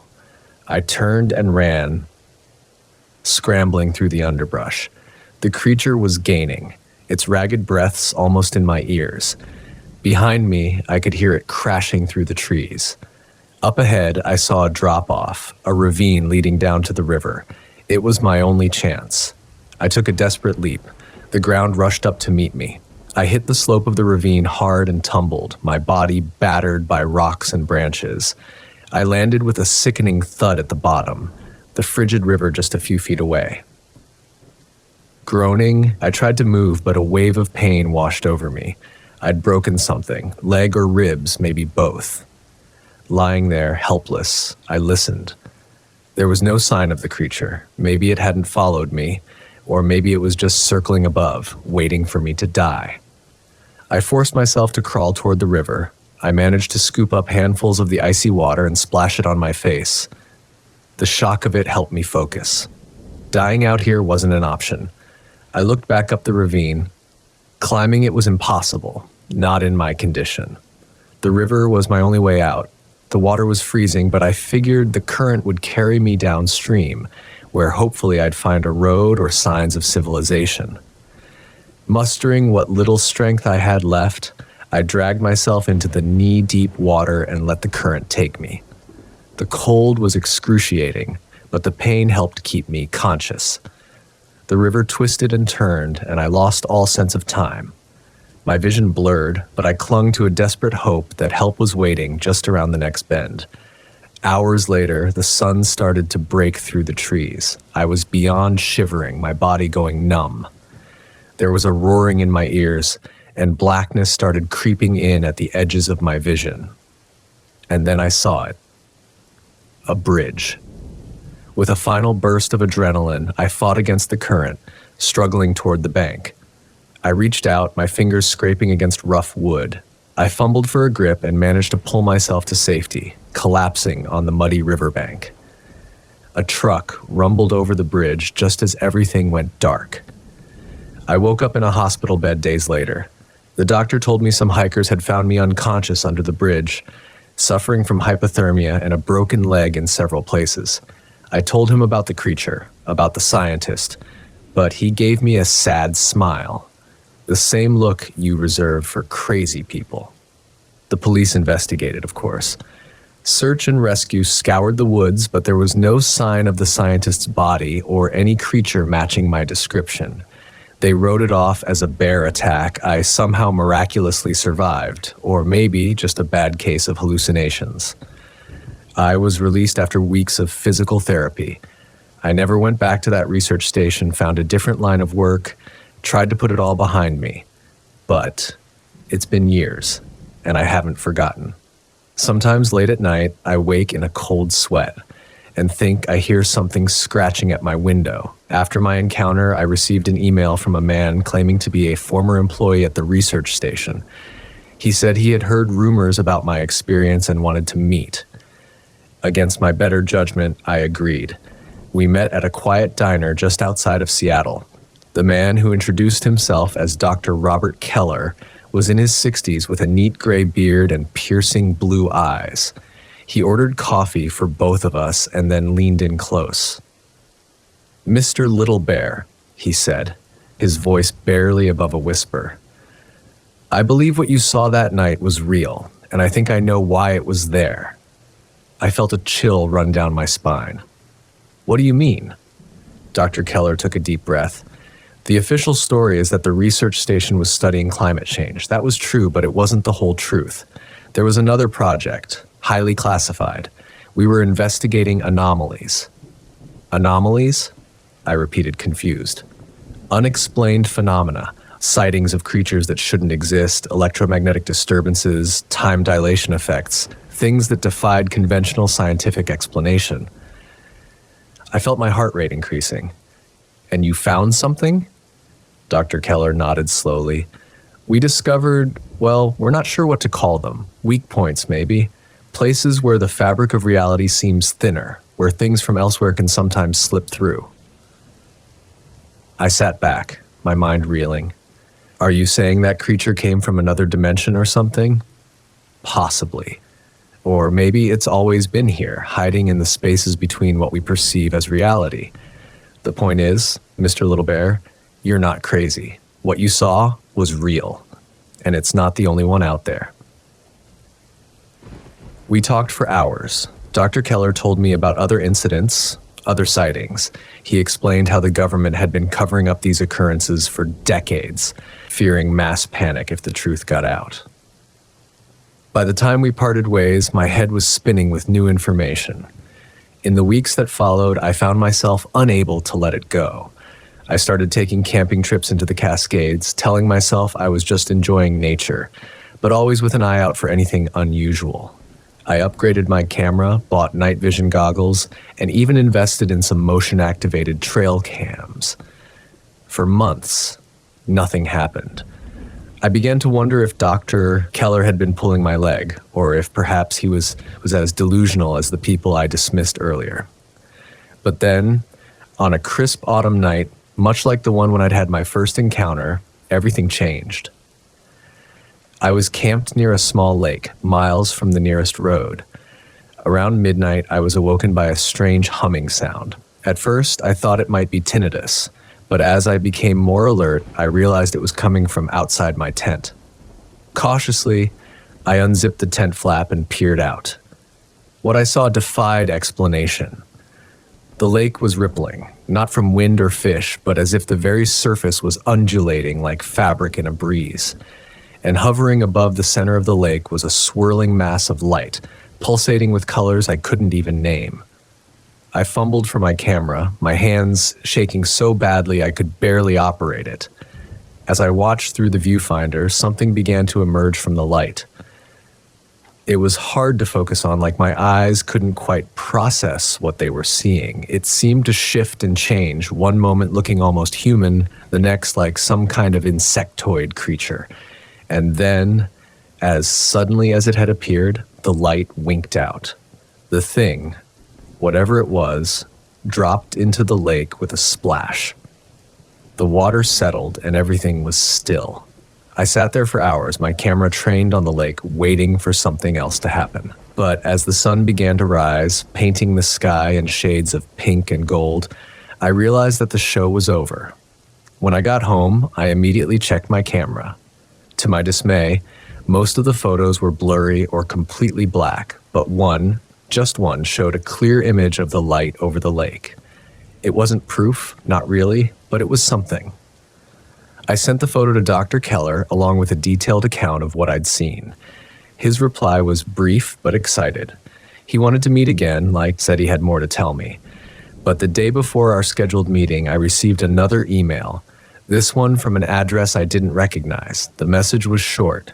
They know you've seen. Be careful. Trust no one. I tried to contact Dr. Keller, but his phone was disconnected and my emails bounced back. It was as if he'd vanished into thin air. That was 3 years ago. Since then, I've been careful. I've moved several times, always looking over my shoulder. I don't know who they are, government agents, other researchers, or maybe something else entirely. But I know I'm being watched. I've continued my research, but quietly. I've made connections with others who've had similar experiences, built a network of people seeking the truth. We're careful, communicating through encrypted channels and meeting only in secure locations. Sometimes, I wonder if I should have just forgotten about that night in the woods, if I should have accepted the official explanation and moved on with my life. But I can't. Not now that I know what's out there. The world is stranger and more dangerous than most people realize. There are things lurking in the shadows, things that defy our understanding of reality. And somewhere out there, that creature, or others like it, is still hunting. I don't know what the future holds. Maybe one day we'll find definitive proof, something that will force the world to acknowledge the truth. Or maybe we'll all be silenced, our discoveries buried along with us. But for now, I'll keep searching, keep watching, because someone has to. Someone has to stand guard at the edge of reality, ready to face whatever might come through from the other side. As I sit here typing this account, I can't help but glance nervously at the windows. The sun is setting, painting the sky in shades of orange and purple. Soon it will be dark, and in the darkness, anything can happen. If you're reading this, be aware, be vigilant. The world is not what you think it is. And the night is full of terrors.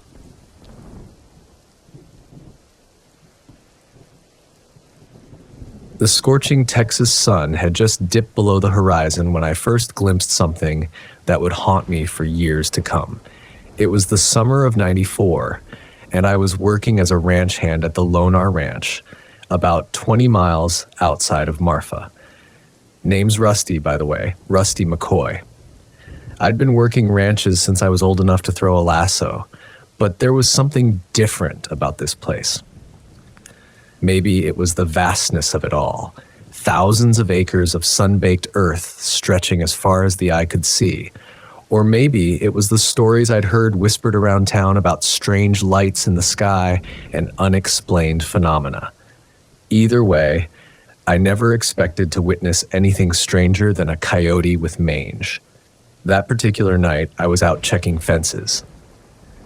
The boss, Old Man Johnson, was paranoid about tourists leaving gates open and letting the cattle wander. It was mindless work, but I didn't mind.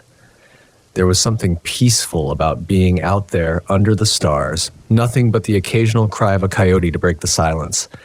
I'd been at it for hours when I saw something that made me pull up short. Way off in the distance, down by the old windmill, I spotted lights. At first, I figured it was just headlights from the highway, but they weren't moving, just hanging there in the darkness like fireflies frozen in time. A chill ran down my spine, and it wasn't from the night air. This was no highway car. That much was certain. My heart started pounding, but curiosity got the better of me. I grabbed the old rifle I kept in the truck, more for snakes than anything else, and started making my way toward the lights on foot. The moon was just a sliver that night, casting everything in an eerie silvery glow. As I got closer, I could make out the outline of an old pickup parked by the windmill. That's when things started getting really strange.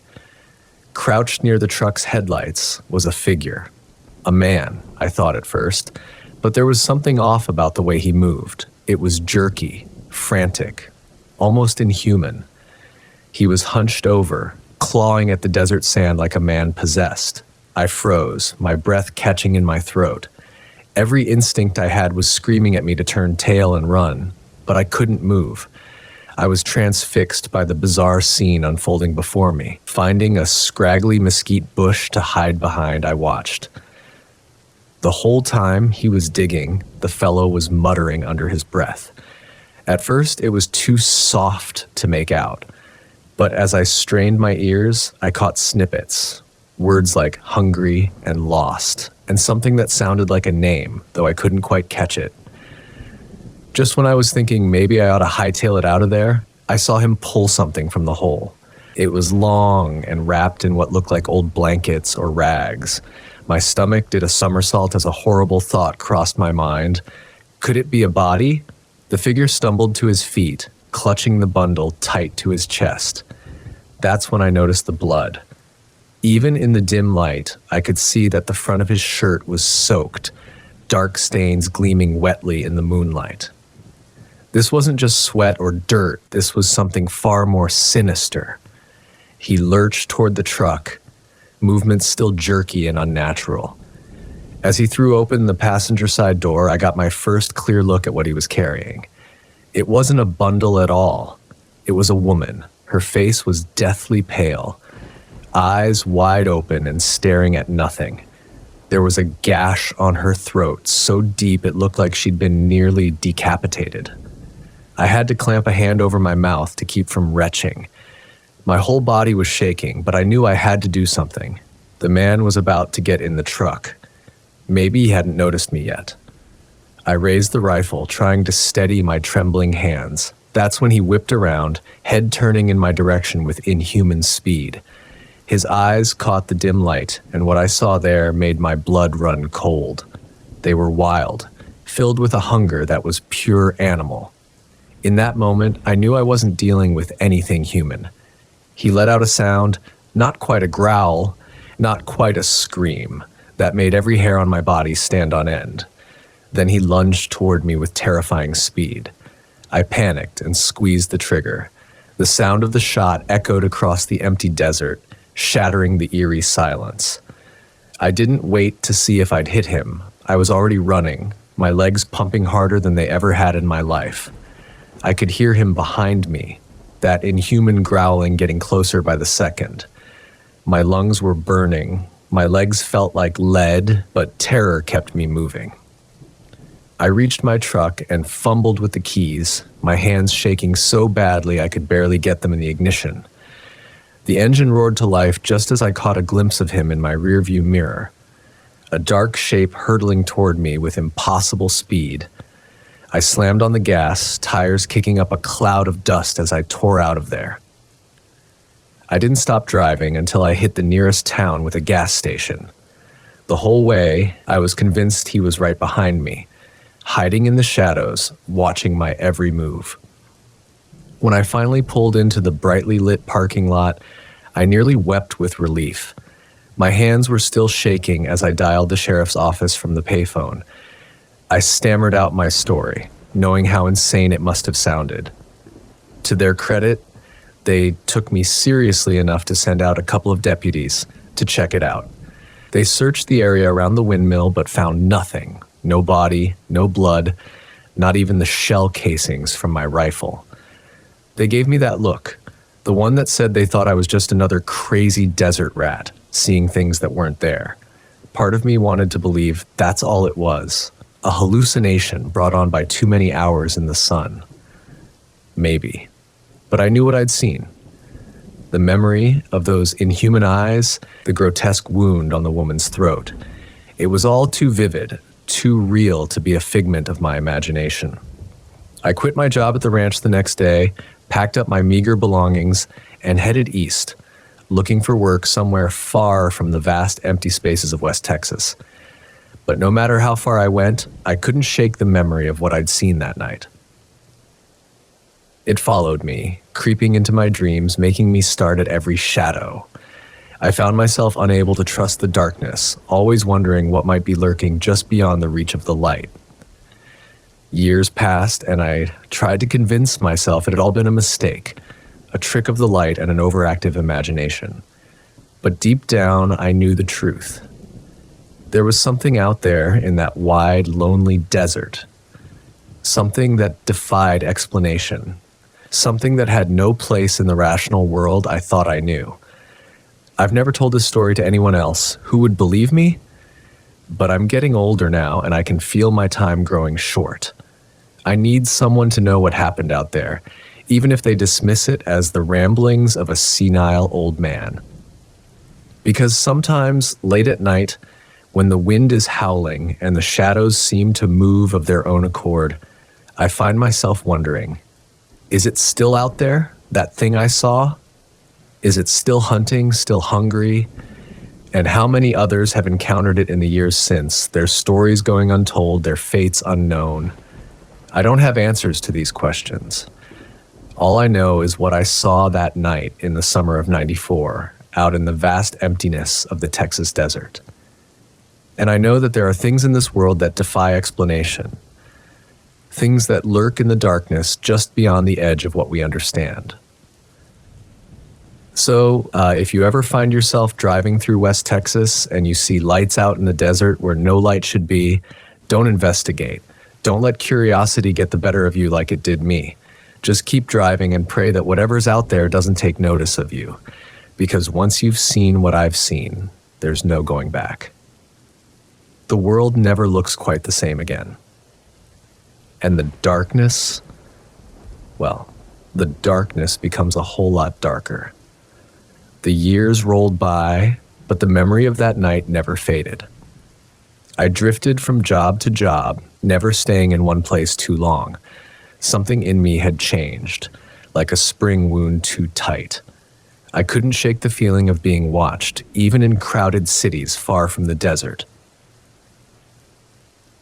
It was in the fall of 2008 when I found myself back in Texas. I hadn't planned on returning, but a series of dead-end jobs and bad luck had led me there. I was working as a night watchman at a warehouse in El Paso, a job that suited my newfound aversion to sleep. One night, as I was making my rounds, I overheard two of the truckers talking. They were discussing a series of disappearances out near Marfa. My blood ran cold as I listened to them describe how folks had gone missing without a trace, their vehicles found abandoned on lonely stretches of highway. I couldn't help myself. I asked them for more details, trying to keep my voice casual even as my heart raced. They were happy to oblige, clearly relieved to have someone to share the gossip with. "It's the strangest thing," one of them said, a weathered old-timer with a face like tanned leather. "People just vanishing into thin air. No bodies, no evidence of foul play. It's like the desert just swallowed them up." The other trucker, a younger man with tattoos crawling up his arms, nodded solemnly. "My cousin's a deputy out that way. Says they found some of the vehicles, but never any trace of the people. And get this, in some of the cars, they found claw marks on the inside like something was trying to get in." I felt the blood drain from my face. Claw marks. The image of those inhuman hands digging frantically in the desert sand flashed through my mind. The older trucker must have noticed my reaction. He gave me a curious look. "You all right there, buddy? You're looking a mite pale." I mumbled something about not feeling well and quickly excused myself. My mind was reeling. Could it be the same thing I'd encountered all those years ago? Had it been out there all this time? Hunting? The rest of my shift passed in a blur. By the time dawn broke, I'd made a decision. I had to go back. I had to know if what I'd seen that night in '94 was connected to these disappearances. I quit my job that morning and hit the road, heading west towards Marfa. The closer I got, the more my anxiety grew. What was I doing? I'd spent years trying to forget what I'd seen, and now I was driving straight back into it. But I couldn't turn back. I needed answers, even if they terrified me. I rolled into Marfa late in the afternoon, the town looking much the same as I remembered it. I checked into a cheap motel on the outskirts of town, planning to start my investigation in the morning. Sleep didn't come easy that night. Every sound had me on edge. The hum of the ancient air conditioner, the occasional passing car, the wind whistling through the gaps in the window frame. When I finally did drift off, my dreams were filled with dark shapes and hungry eyes. The next morning, I headed to the local diner. If there was one thing I remembered about small towns, it was that the diner was always the best place to get information. I settled into a booth, ordered coffee, and struck up a conversation with the waitress, a friendly sort, middle-aged, with laugh lines around her eyes. "Heard there's been some trouble around these parts," I said casually as she refilled my cup. "People going missing." Her smile faltered for a moment. "Oh, you heard about that?" "Yeah, it's been rough. Folks are scared, you know. Nobody knows what's happening to these people." I nodded sympathetically. "Any theories?" She glanced around, then leaned in closer. "Well, don't go spreading this around, but some folks are saying it's not human.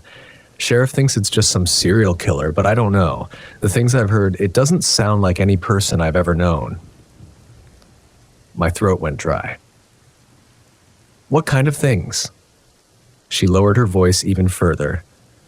"Well, there's this rancher, lives out past the old Johnson place, says he saw something out there one night, described it as a man, but not a man, said it moved all wrong, like its joints were put together backward, and its eyes," she shuddered, "said they glowed in the dark like some kind of animal."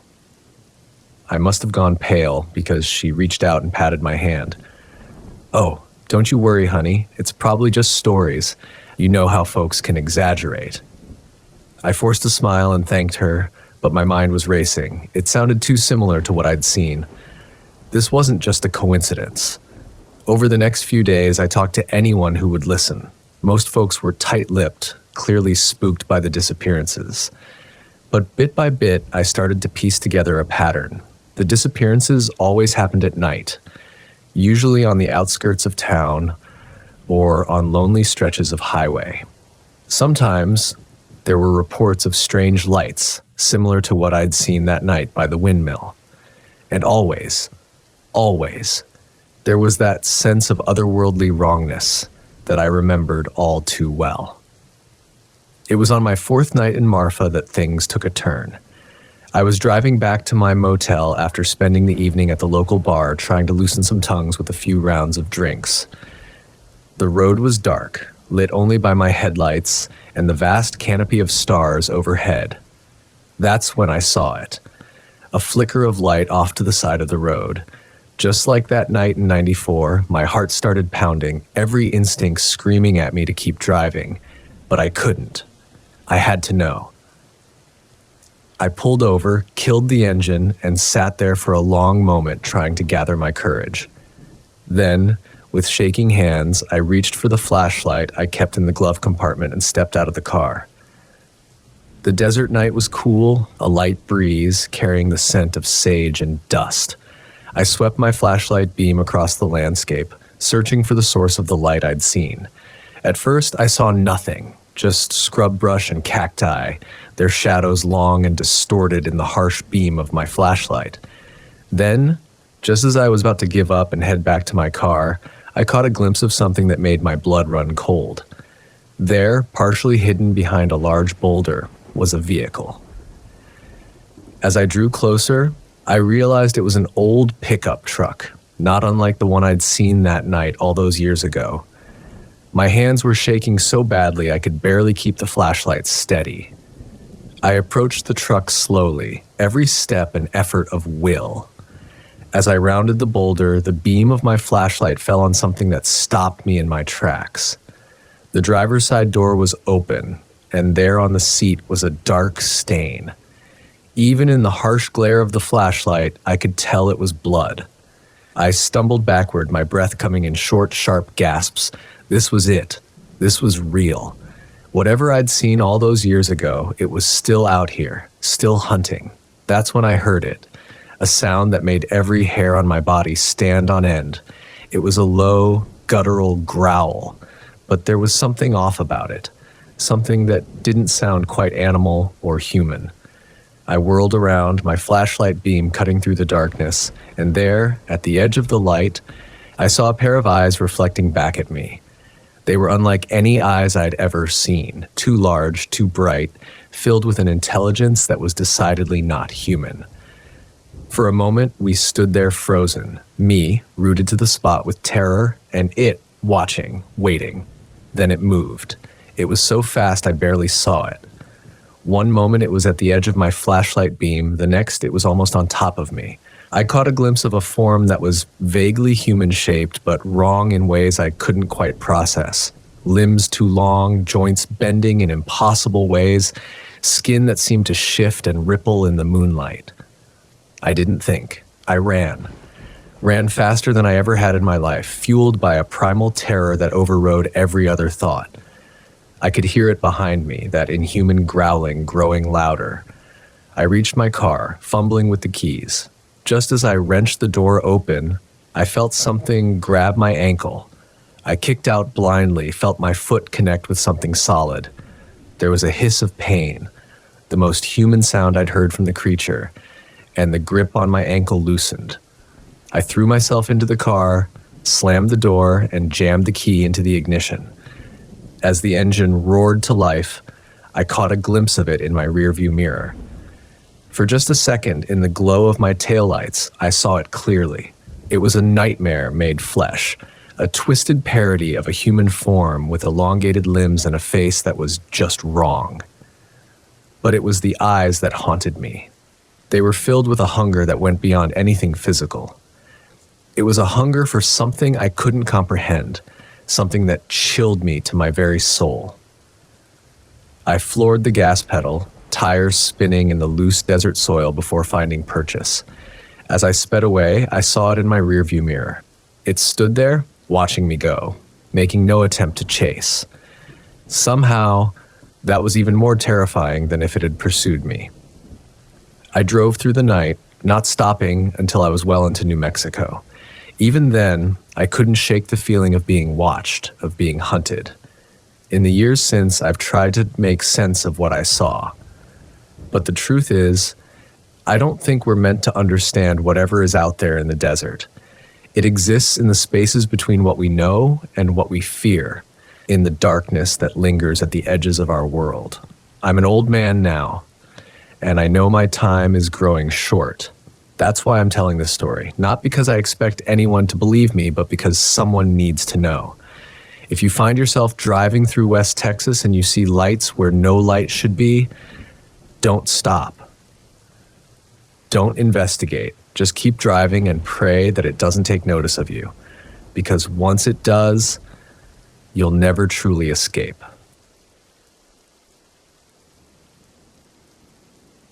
The sun hung low on the horizon, painting the vast Navajo reservation in hues of orange and purple as I pulled my battered pickup into the gravel lot of the trading post. It was 1993, and the world seemed to be changing faster than I could keep up. But here, in this remote corner of Arizona, time seemed to move at its own pace. I killed the engine and sat for a moment, gathering my thoughts. The trading post was a lifeline for many on the reservation, a place where necessities, gossip, and occasional work could be found. I needed all three. As I stepped out of the truck, the dry heat hit me like a physical force. Dust swirled around my boots, a constant companion in this arid landscape. The trading post was a weathered wooden structure, its paint peeling under the relentless sun. A bell jingled as I pushed open the door, stepping into the dim interior. The smell hit me first, a mixture of leather, tobacco, and something indefinably old. Shelves lined the walls, stocked with everything from canned goods to handcrafted jewelry. Behind the counter stood a stout woman with graying hair pulled back in a tight bun. Her sharp, assessing eyes locked onto me as I approached. "Help you?" she asked, her voice gruff but not unkind. I cleared my throat.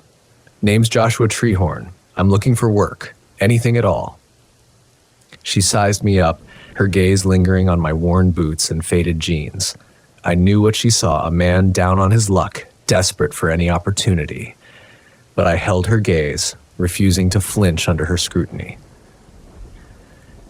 "You any good with horses, Mr. Treehorn?" she finally asked. I nodded, perhaps a bit too eagerly.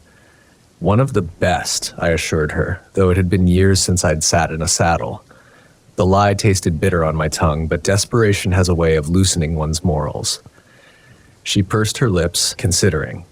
"I got a fellow who might take you on, but he's particular. Can you handle the quiet?" I almost laughed. Quiet was all I'd known for months. "I can handle it," I said simply. She gave me another long look, then seemed to come to a decision. "All right," she said, reaching for a scrap of paper. "Head north towards Shiprock. About 10 miles out, you'll see a big old white ranch house with a horse barn behind it. Name's Walter Duncan. Tell him Loretta sent you." I pocketed the paper, nodding my thanks. As I turned to leave, Loretta's voice stopped me. "Mr. Treehorn," she said, her tone softer now. "Be careful out there. Walter Duncan, well, he's got some strange ideas, but he pays fair and he needs the help." I nodded again, wondering what exactly I was getting myself into. But beggars can't be choosers, and I was most definitely begging. The drive north was a solitary one. Nothing but endless stretches of red rock and scrub brush for company. As the miles ticked by, I found my mind wandering, replaying the series of events that had led me to this point. I'd grown up on the reservation, left for college with big dreams, only to return a decade later with my tail between my legs. The world outside had chewed me up and spit me out, leaving me with nothing but a useless degree and a mountain of debt. Coming back had felt like failure, but it was the only option left. The sun was setting by the time I spotted the ranch house Loretta had described.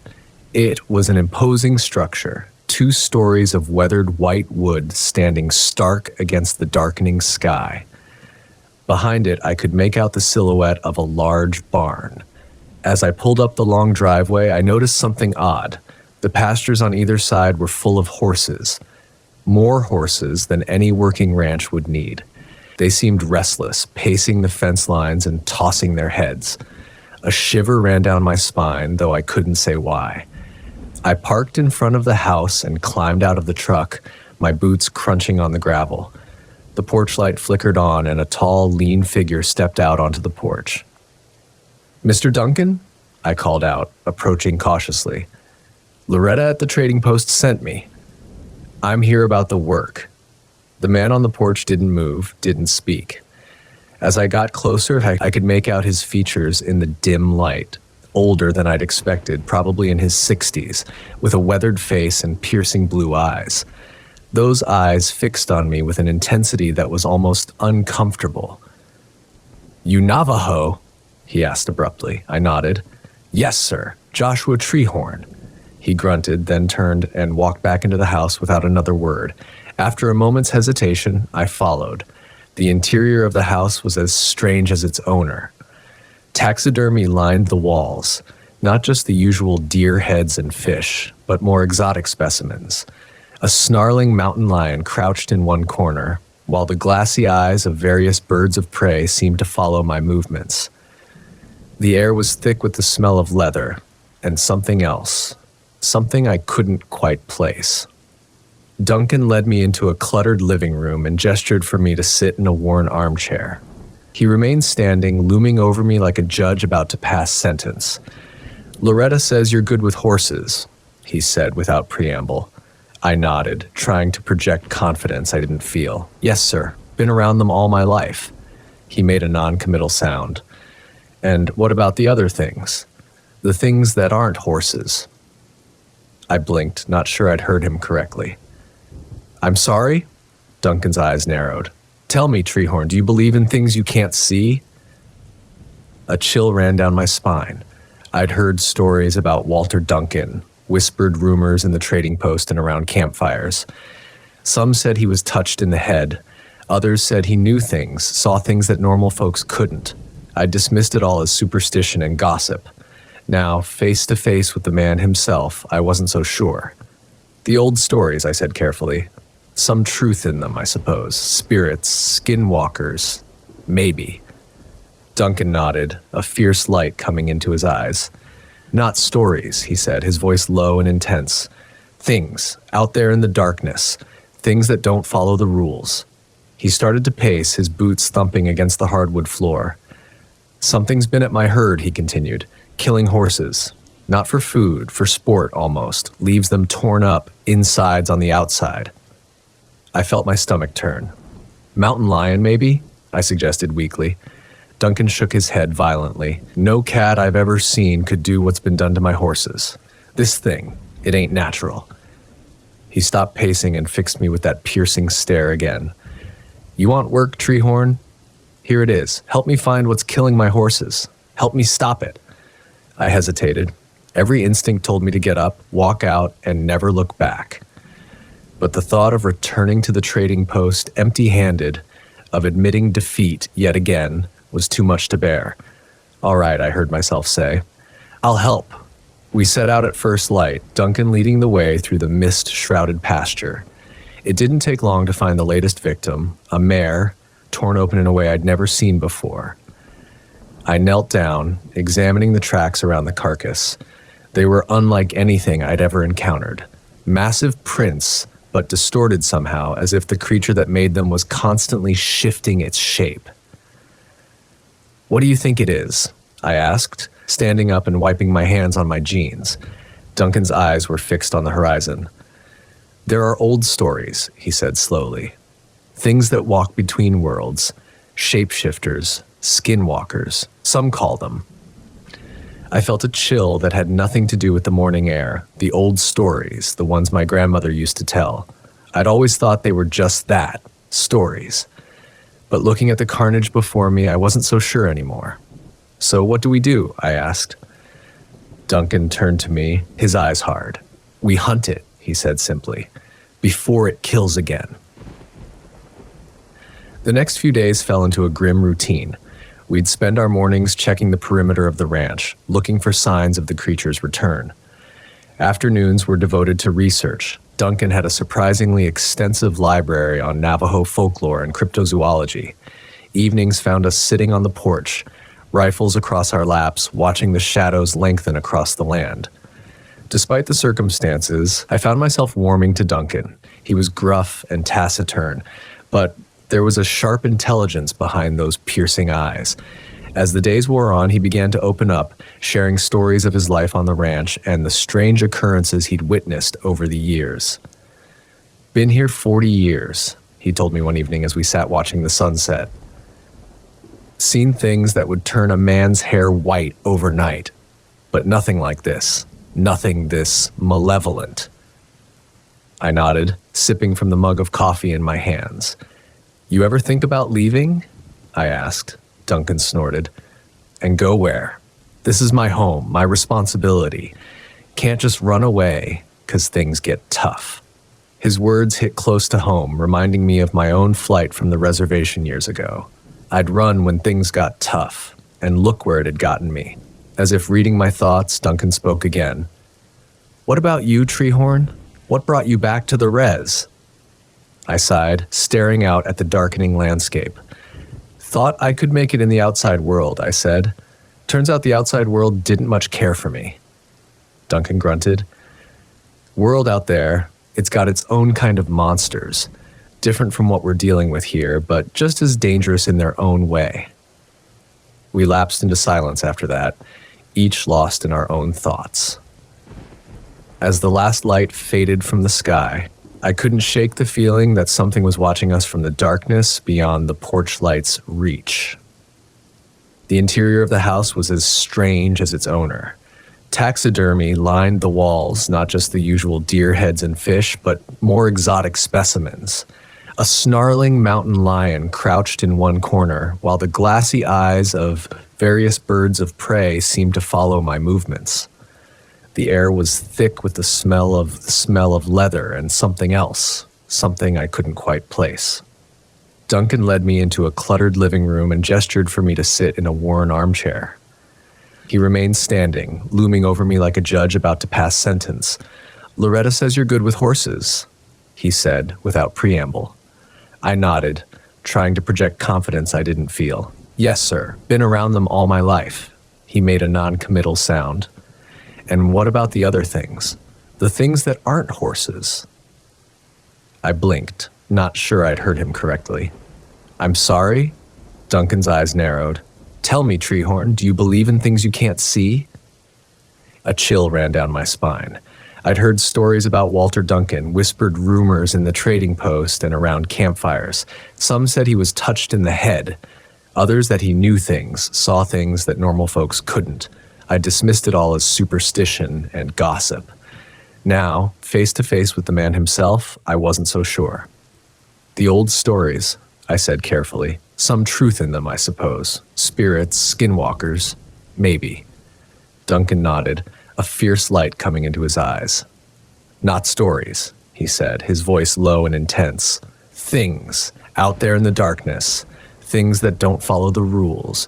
He started to pace, his boots thumping against the hardwood floor. "Something's been at my herd," he continued. "Killing horses. Not for food, for sport almost. Leaves them torn up, insides on the outside." I felt my stomach turn. "Mountain lion, maybe?" I suggested weakly. Duncan shook his head violently. "No cat I've ever seen could do what's been done to my horses. This thing, it ain't natural." He stopped pacing and fixed me with that piercing stare again. "You want work, Treehorn? Here it is. Help me find what's killing my horses. Help me stop it." I hesitated. Every instinct told me to get up, walk out, and never look back. But the thought of returning to the trading post empty-handed, of admitting defeat yet again, was too much to bear. "All right," I heard myself say. "I'll help." The next morning, I followed Duncan out to the pasture. The sight that greeted me was worse than I'd ever seen before. I knelt down, examining the tracks around the carcass. They were unlike anything I'd ever encountered. Massive prints, but distorted somehow, as if the creature that made them was constantly shifting its shape. "What do you think it is?" I asked, standing up and wiping my hands on my jeans. Duncan's eyes were fixed on the horizon. "There are old stories," he said slowly. "Things that walk between worlds, shapeshifters, skinwalkers, some call them." I felt a chill that had nothing to do with the morning air. The old stories, the ones my grandmother used to tell. I'd always thought they were just that, stories. But looking at the carnage before me, I wasn't so sure anymore. "So, what do we do?" I asked. Duncan turned to me, his eyes hard. "We hunt it," he said simply, "before it kills again." The next few days fell into a grim routine. We'd spend our mornings checking the perimeter of the ranch, looking for signs of the creature's return. Afternoons were devoted to research. Duncan had a surprisingly extensive library on Navajo folklore and cryptozoology. Evenings found us sitting on the porch, rifles across our laps, watching the shadows lengthen across the land. Despite the circumstances, I found myself warming to Duncan. He was gruff and taciturn, but there was a sharp intelligence behind those piercing eyes. As the days wore on, he began to open up, sharing stories of his life on the ranch and the strange occurrences he'd witnessed over the years. "Been here 40 years, he told me one evening as we sat watching the sunset. "Seen things that would turn a man's hair white overnight. But nothing like this. Nothing this malevolent." I nodded, sipping from the mug of coffee in my hands. "You ever think about leaving?" I asked. Duncan snorted. "And go where? This is my home, my responsibility. Can't just run away 'cause things get tough." His words hit close to home, reminding me of my own flight from the reservation years ago. I'd run when things got tough, and look where it had gotten me. As if reading my thoughts, Duncan spoke again. "What about you, Treehorn? What brought you back to the res?" I sighed, staring out at the darkening landscape. "Thought I could make it in the outside world," I said. "Turns out the outside world didn't much care for me." Duncan grunted. "World out there, it's got its own kind of monsters. Different from what we're dealing with here, but just as dangerous in their own way." We lapsed into silence after that, each lost in our own thoughts. As the last light faded from the sky, I couldn't shake the feeling that something was watching us from the darkness beyond the porch light's reach. It was 3 nights later that everything came to a head. I was jolted awake by the sound of gunshots and horses screaming. I scrambled out of bed, grabbing the rifle Duncan had given me, and raced downstairs. Duncan was already on the porch, his own rifle raised. "There," he shouted, pointing towards the far pasture. At first, I couldn't see anything in the darkness. Then the clouds parted, moonlight spilling across the land, and I saw it. It was huge, easily the size of a bear, but it moved with a fluid grace that no bear could match. Its form seemed to shift and change as it moved, sometimes appearing almost human, other times more like a massive wolf. But its eyes glowed with an unholy red light that seared itself into my brain. Duncan fired again, the sound deafening in the still night air. The creature let out a howl that made my blood run cold, a sound that was neither human nor animal, but something in between. "We've got to draw it away from the horses," Duncan yelled, already moving towards the barn. I followed, my heart pounding in my chest. We ran towards the creature, firing as we went. Our bullets seemed to have little effect. They slowed it down but didn't stop it. As we got closer, I could smell it, a rank, musky odor that burned my nostrils. The creature turned towards us, its red eyes fixing on me with terrifying intensity. For a moment, time seemed to stand still. I was aware of everything. The cool night air on my skin, the weight of the rifle in my hands, the thundering of my own heartbeat. Then the creature charged. What followed was a blur of violence and terror. We fought and ran and fought, leading the creature away from the horses and towards the rocky outcroppings at the edge of Duncan's property. Our rifles were soon empty, reduced to makeshift clubs as we battled for our lives. I lost track of time, aware only of the desperate struggle for survival. At some point, I found myself separated from Duncan, backed up against a sheer rock face with the creature advancing on me. Its form had stabilized now into something vaguely wolf-like, but larger and more nightmarish than any wolf I'd ever seen. Saliva dripped from its massive jaws as it stalked towards me, clearly savoring the moment before it struck. In that moment, with death staring me in the face, something strange happened. A calm settled over me, and I heard my grandmother's voice in my head, reciting an old prayer. Without conscious thought, I began to speak the words aloud. The creature hesitated, cocking its head as if confused. I continued the prayer, my voice growing stronger with each word, and then, to my amazement, the creature began to back away. A shot rang out, and the creature yelped in pain. Duncan emerged from the shadows, his face bloodied but triumphant. "The old ways," he said, nodding approvingly. "Should have known." Together we advanced on the creature, me reciting the prayer and Duncan firing his reloaded rifle. With each word and each shot, the creature seemed to diminish, its form becoming less substantial. Finally, with a howl that seemed to shake the very ground, it dissolved into a cloud of inky black smoke. The smoke swirled for a moment, then dissipated on the night breeze. We stood there for a long moment, panting and disbelieving. Then Duncan clapped me on the shoulder. "Well done, Treehorn," he said. "Reckon you've earned your pay, and then some." As we limped back towards the ranch house, I felt a profound sense of change. I'd faced something beyond my understanding and survived. More than that, I'd reconnected with a part of myself I thought I'd left behind, the part that believed in the old ways, the old stories.